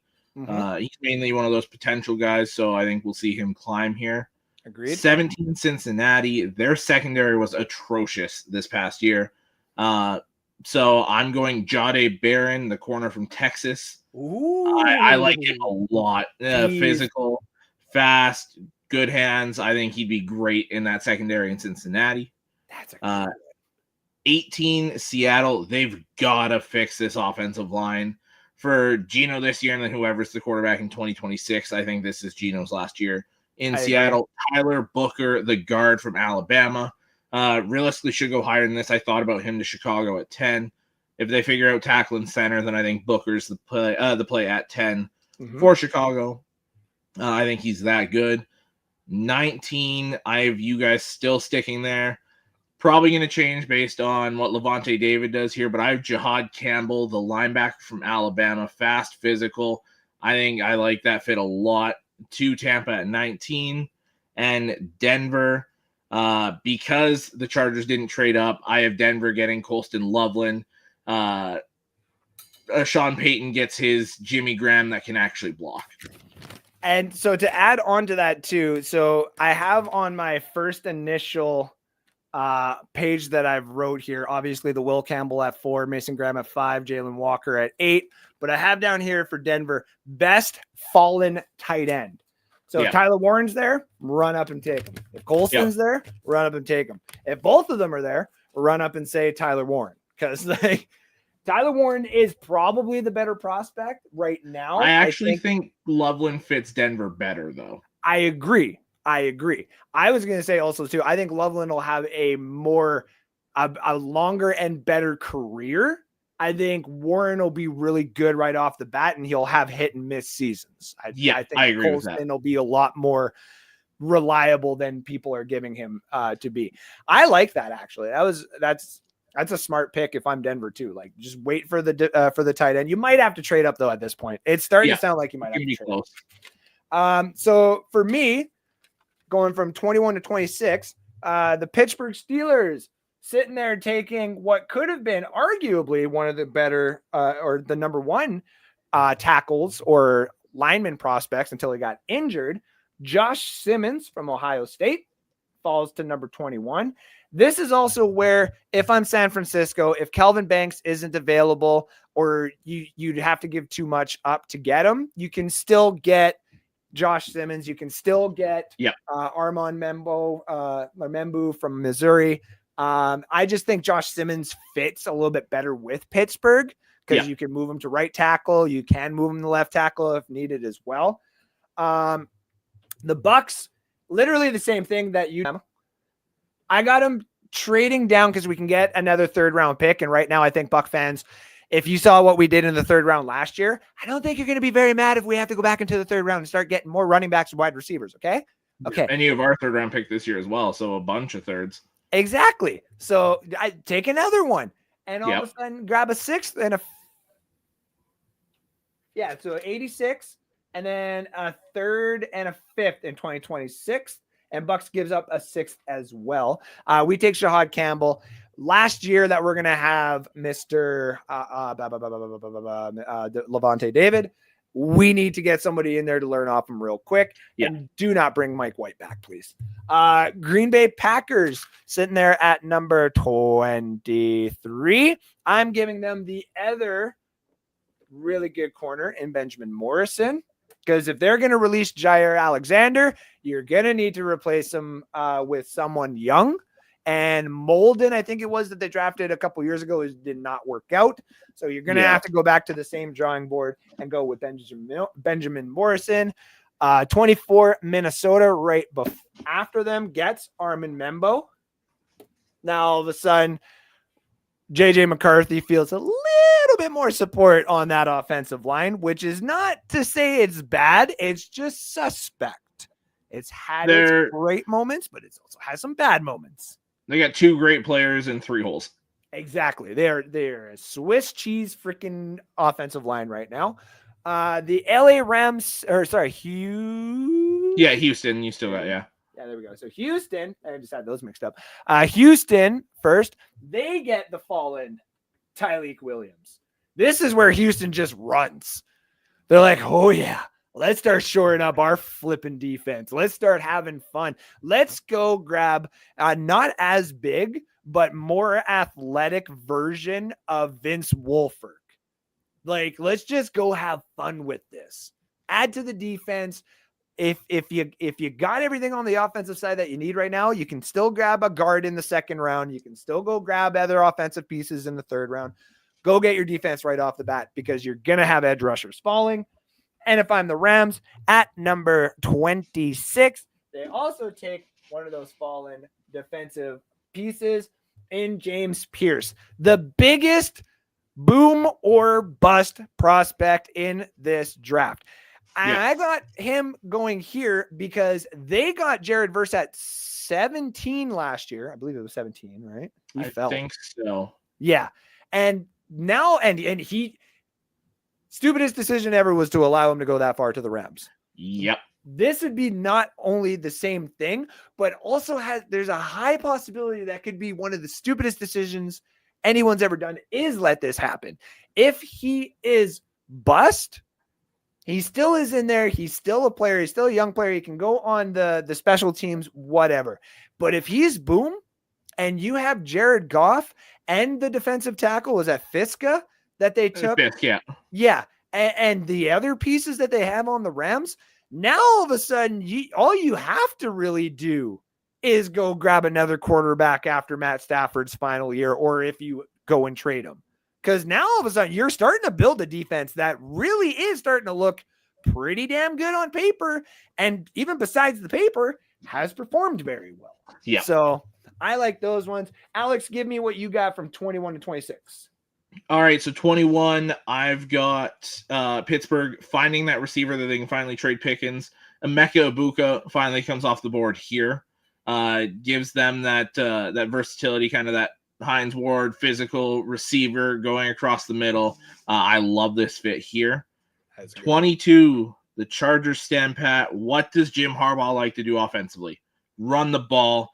Omarion Hampton is the newest LA Charger. 23, Green Bay. I got the same player as you, Benjamin Morrison. Okay. Jair Alexander's gone. Here's your replacement. Yeah. Yep. 24, same position, just best player available here. Josh Simmons goes to Minnesota at 24. Yep. There's your right tackle, or your left tackle. Darisaw goes down again. 25, arguably one of my favorite fits of the draft. This has become a massive need for Houston as of pretty recently. Wide receiver. Tank Dell's probably out all of this next year. Stephon Diggs out the door. Why not give CJ Stroud Luther Burden? The burner on the outside to go with Nico Collins. And then when Tank Dell's back, that's your new trio. I think that's insanely disgusting.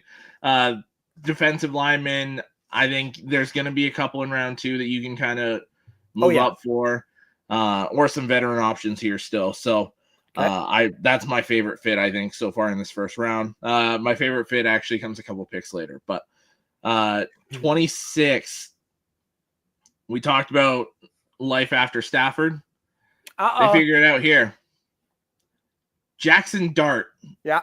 The pick for the Rams. He can sit for a year, learn under Stafford, or they trade Stafford, get a boatload of picks, and Jackson Dart's their guy to lead the ship. Damn. Jackson Dart to Puka Nacua for the next few years. Dart Nacua. I like that. Dart Nacua. Dart just, I need him to go to the Rams, or I need him to go to the Lions, or I need him to go, what was the other one there? Or I needed him to go to the Bucks.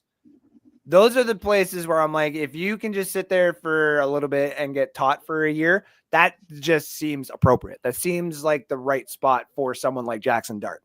Don't go in there guns a-blazing right off the bat thinking you're going to be a starter day one. Go learn from some of these really good head coaches that you are more than likely going to get as your head coach, and go be one of the best stars that was end up being a fucking steal. Like when Aaron Rodgers was taken around this pick. So yeah. And I think when I said Cleveland was hoping to take a quarterback in round 2, I think that's the guy they had their eye on. So I think they're sad to see Jackson Dart go off the board. Okay. So with the Ravens sitting here at 27, this is again, all of a sudden some of these guys are like, what? Ravens got Shamar Stewart. They're like, I like it. I'm sorry. We get to be this competitive and we still get prospects like this? This is stupid. Didn't we just get the best center in the league like 2 years ago and the greatest like free safety at the same time? And you're going to let us now have this edge rusher? Like, cool. Okay. If I'm Raven fans, you're in a good place this year. Your Detroit Lions. You know, again, with the whole edge rusher thing, there's a lot here. There's a lot of different holes on your defense. There's a lot of different ways that you can go. But there seems like one specific player. You might hate the school, but there's one specific player. I know exactly where you're going. He seems so appropriate to go on the other side of Aiden Hutchinson, and that's Jack Sawyer from Ohio State. I knew exactly where you were going with this. Listen. Everyone's got him in the second round. Fuck no. This I is think he's a second round guy too. This is a Dan Campbell pick through and through. Dan Campbell can trade back to like 32 and he's still going to get this guy. I want Jack Sawyer on the Detroit Lions. This is just me. And it's not because of the Ohio State bias that I know that Alex absolutely hates. It's just that doesn't bother me when it comes pro though. Oh yeah, no, and that's fair. I want Aiden and I want Jack and I want McNeil. I want that 3 to just wreak havoc. I love what I got then. That's what I want. Washington sitting here at number 29. Let's get their new Mr. Quarterback there. I couldn't think of his name. Daniels. There we go. Jaden Daniels. Are we talking like current quarterback? Yeah. Quarterback? Like, where are we going with it? Let's get Jaden Daniels some help and get Josh Connerly from Oregon in there. Can move him to left, can move him to right. It's another one of those guys that seems a little bit more versatile. It's just the motor. That seems to be the one thing I keep seeing all the time is like, can the guy last a full professional NFL season or a full professional NFL game while having to take on some of the grunt or some of the bulk of the work that he's going to have to receive? Mm-hmm. That's the big question mark. But if you can bulk him up a little bit more and get him a little bit more athletic, you probably got one of the better prospects in this draft. Buffalo, they're going to start, you're like, you know what? Fuck this. Let's just start getting to the quarterback now. Stop having people pass on us. Walter Nolan goes and joins Ed Oliver in the middle there in Buffalo. Shores up what is to be a damn good defensive line now because they still got Epinesa. They still got some other linebackers. Yeah, like they got pieces. So let's just keep adding to it. Let Josh be very particular with his offense, which I'm going to get ahead of the game right now. Everybody's going to start hearing about how this is Josh Allen's offense in the next year, how it has to be done his way with his guys, or you don't get the success that you've kind of had with him, which can be pushed back because you still got that far with Stephon Diggs. But we will start talking about that more in the offseason because I'm smelling the tea leaves here in Buffalo. They're not going to get rid of him. No.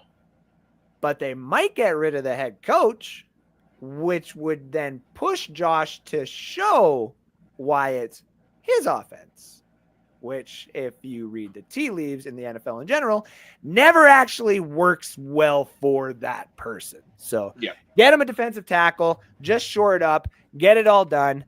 Number 31 here, I got the guy from Minnesota that keeps falling in everybody's boards right now because of Armand Membu being gone and Josh Simmons and Calvin Banks and Will Campbell. Josh Connerly not necessarily gone all that much, but Ariante Irsay from Minnesota going to Kansas City where they say, fuck it, let's take round 2 on the attempt of making left tackle in the late first, early second work on a championship winning team. Do I think it'll work?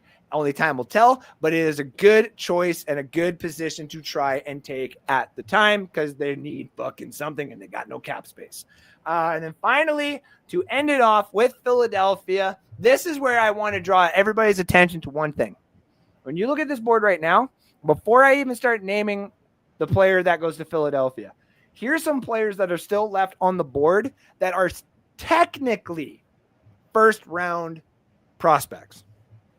Jackson Dart, Shavon Revel Jr., Landon Jackson, Jade Barron, Nick Imonware, Omarion Hampton, Dion Walker, JT Tuamola, Landon Jackson, Derek Harmon, Matthew Golden, Shamar Turner. These are all first-round prospects. They're not high first-round prospects, but they're damn good first-round prospects. Nonetheless, all these guys are sitting here right now. Even the guy that we were talking about there from Bowling Green, Harold Finn Jr., he's still available. Princely, Jared Ivey, Birch, Hosea, Quinn, like Cameron Williams, technically another guy, Seth McLaughlin, best center in the draft, Donovan Jackson, Tyler Booker, Like, what? This is the year that if you want to take the time to just let the players fall into your lap, do it. But after round 3 and 4, that's where the scouts come in, because that's where you got to start finding everybody. So give me, and I really hate this, but give Landon Jackson another opportunity to showcase just why he was so fucking dominant in Arkansas the last 2 years by going to the Philadelphia Eagles. Ugh. No, I don't want that. But here's the fun part that everybody needs to get over. Philadelphia is going to either get one of the falling really good offensive linemen, or they're going to get one of the fallen really fucking good edge rushers, defensive linemen. It's inevitable. You hate Jalen Carter and Baby Davis? Well, what if they get Jalen Carter, Baby Davis, and Walter Nolan? They don't give a fuck. Yeah. They don't give a fuck. They one of them will play off the edge and they'll just roll with it. Right? They don't give a fuck. So, Alex, tell me who you got from 27 down. All right, so 27 went same school, same position, just different guy. I went Nick Scorton. Shamar Stewart was already off the board for me. So I think Scorton in Baltimore, I think they're laughing there, him and Odafe Owe. My favorite selection happened to be the Lions pick. I was just doing the rest of the draft and then realized who was still on the board. Okay. I ultimately think we're going to trade up for Jack Sawyer in the second round. So I like the Sawyer to Lions connection there. I do think he's the second round guy. We've shown the willingness to move up in the second round. I think that's what happens there. We're going to pair an Ohio State guy in the second round with a Michigan guy that's already there and another Michigan guy. I realized Kenneth Grant was still on the board. Pair him with Aleem McNeil. And that defensive line suddenly great. There's no way Kenneth Grant falls. There's no way. I mean, there is a way. There's always a way. Yeah. But, oh, my God. That Kenneth Grant's one of those guys that I've seen talks of him at 5 to Jacksonville. I agree. I've seen talks of him this late. So, total wild card. I don't actually think he ends up this late. It was just, you'd have to trade up. Oh, shit, he's still there. Let's take him. And I think him, McNeil, Hutchinson, and eventually Jack Sawyer, I think that's a top 5 defensive line probably. So, Kenneth Grant to the Lions. Dream scenario there for me. Dream scenario for Sean here for Washington. Another guy that I was like, holy shit, how is he still on the board? Mike Green to Washington. Oh. I mean, that's nasty there. Dude. Especially if like Fowler comes back and you got Mike Green and the tackles inside. That's another top 5 defensive line. You're starting to build one stupid defense on Washington. Let that offense be. Let it be fun for 2-3 years by itself, like what it's doing. And let Dan Quinn just build this defense up. And just build that fucking defense. Yep. Oh my God. Yep. Buffalo, same position, different guy.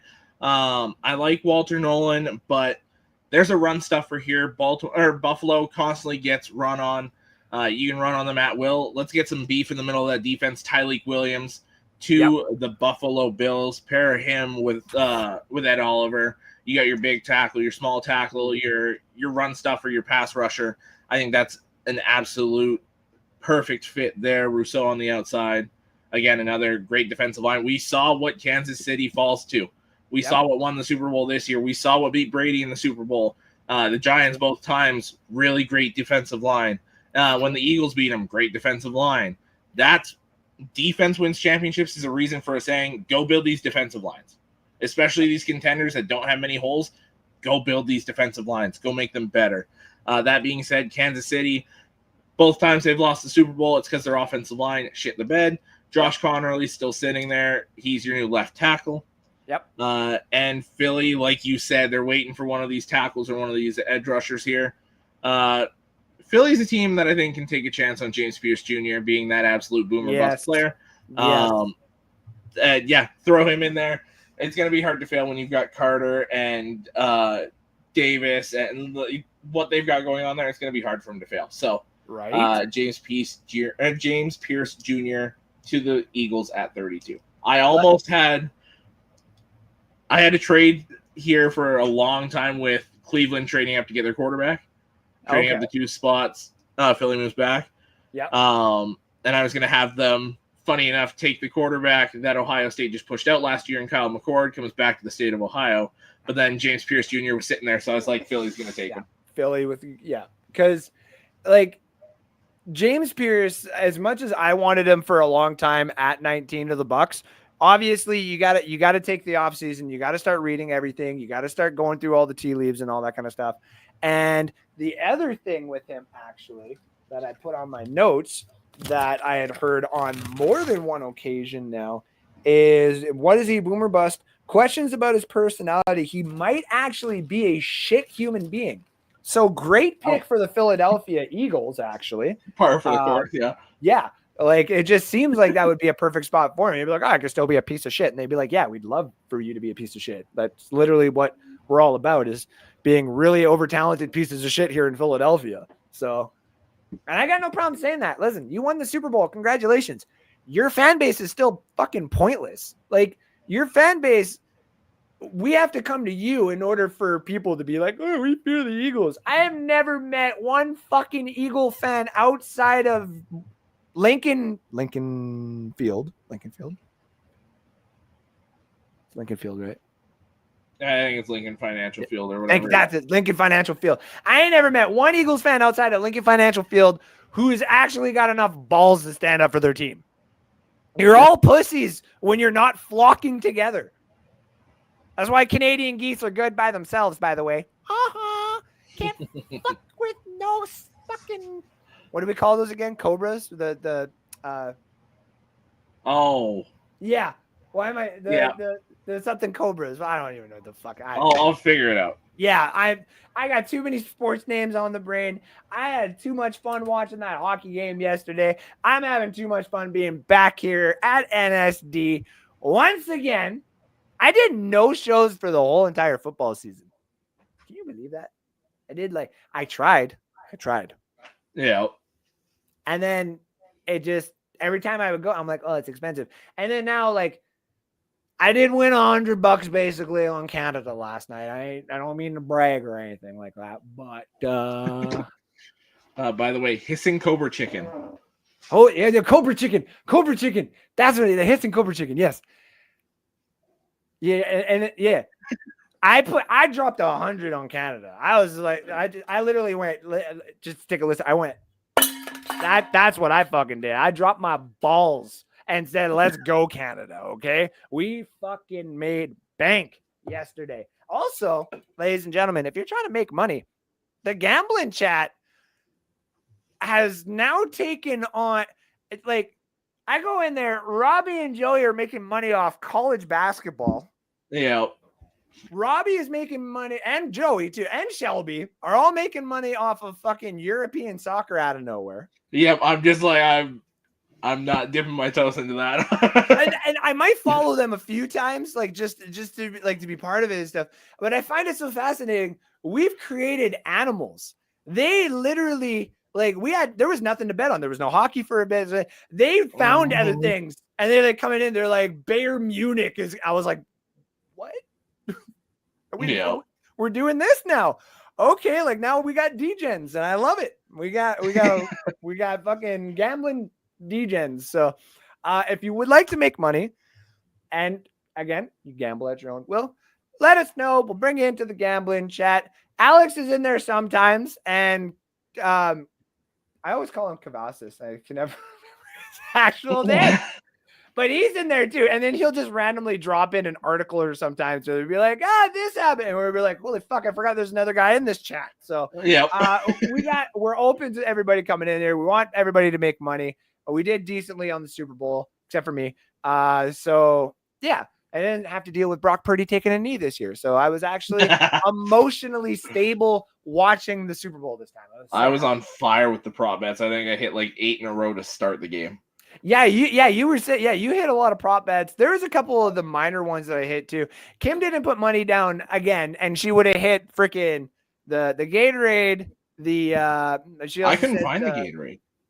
Okay, so they took it out after a while because I think someone knew and brought it up to Vegas. So they were like, doing, because even the day of, it was minus 290 to get green yellow. And I was like, oh yeah, so someone knows what's up.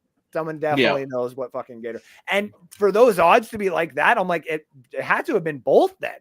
Like, it had to have been Kansas City and Philly to have that color. So, but she did say it was no or yes for the Drake thing. It was plus 290 for Kendrick to say Drake. And I'm like, he's probably going to get sued. But then everybody else too was just like, so this is rap, dude. We do things a little differently around here. And I'm like, yeah, I know. I used to listen to Marky Mark and the Funky Bunch. I get it. So I'd be like, it's just, it was like, I should have really saw it coming where, he finally did. He said it, and the way he was walking too. It was like, I was like, what is that? Yeah. What the fuck was that? So shout out to Alex for being on here doing the mock draft with me. Shout out to the brand new board, the big board, and all of its pretty little colors. I can only get, so as you can see, if you're trying to wonder like why, it's all trying to be like, the orange ones here, obviously offensive linemen. The purple is the edge rushers and the linebackers, and the pink is kind of like your tight ends and wide receivers, and your corners are green. But my blue was running backs. And I was like, well, there's only like 2 or 3 quarterbacks, and I had a couple extra, so I just put them in blue. So yeah, I'm trying to color coordinate it, but I'm not spending 4 hours with fucking my purple and my blue and drawing everyone's names out and making my fucking, where's my meter stick? My meter stick, making all the lines all perfectly. We're past that now. Yeah. We're past that. We spend money here at NSD to actually get shit done. So shout out to Alex for being here. Shout out to all the people who were tuning in tonight. Shout out for all the likes and the shares and the follows. Shout out to all the shout outs I saw on Facebook and on YouTube. And shout out again to everybody for just tuning in. And we're going to get out of here so that I can go push the Americans to try and annex us again. So that hopefully we can get, because we just won your land. Like, do you guys not understand what happens? Like, we won. You're the 11th province. Trump is now you gotta get that jersey. Trump is the premier. I should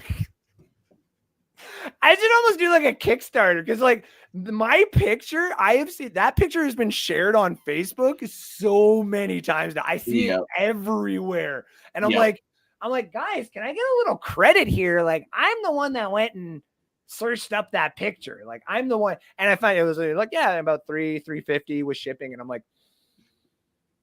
if I wasn't saving up for a laptop, I would very highly consider it. So, it's been fun. Hockey's now not going to be the same for a few months because we obviously don't have the playoffs, and me and Alex are going to wait until the Red Wings inevitably, hopefully, make the playoffs now that Todd is our. It's gonna happen. It's gonna happen. It's gonna happen. It's ooh. As long as Ottawa fucks off, and as long as Montreal fucks off, the 2 Canadian teams can fuck off out of our division. Now that we're not playing for countries anymore, they can go away. Bye bye. Yeah, everybody, all those guys can fuck off. It's red and white from fucking Detroit now, and I'm gonna state this, and I don't care how much it bites me in the ass. I want Toronto in the first round. Give me them Maple Laughs. Yeah, it's an easy pass to the second round. Exactly. Like watching Matthews the back check and in the whole 4 nations makes me want them so hard. And then what it even makes me so much more wanting them harder is knowing that Marner's on there too. And that fucking John Tavares. Oh, you were so good for Team Canada in 1990s. Fuck off. Tell me that Toronto would beat Detroit right now. If Joey's watching this too, Joey's going to be like, fuck you. And all my other, and Jared, all these other Maple Leaf fans. But like I've said before too, I really do wish that you guys win the Stanley Cup. I just hope I'm not around to see it. So thank you again, everybody. It's been fun. I'm going to get out of here. I did a 2-hour show, and now I'm losing my voice. I'm going to go smoke some stuff and do some stuff and inevitably go write some more sports stuff. So if you like what you see, you like what you hear, and if you like what that guy right there also has to say and what he has to write and all that other kind of fun stuff, find him on Twitter, on Facebook, Let's Talk Football, all the other places that he's, and another place that we're going to be at and working together where we didn't plan it. We just, we it just gotta happen. Applied for the same thing, got told, oh yeah, you're draft guys. Do you know Andrew? Yeah. Do you know Alex? Yeah. Okay, good. So easy transition is like, yeah. Like, do you not see what we do this? Yeah. Alex has a whiteboard because I have a whiteboard. Like, So shout out to you. Thank you for hopping on. Shout out again to all the fans. And I will see you all probably next week. I guess I got to start doing this again now.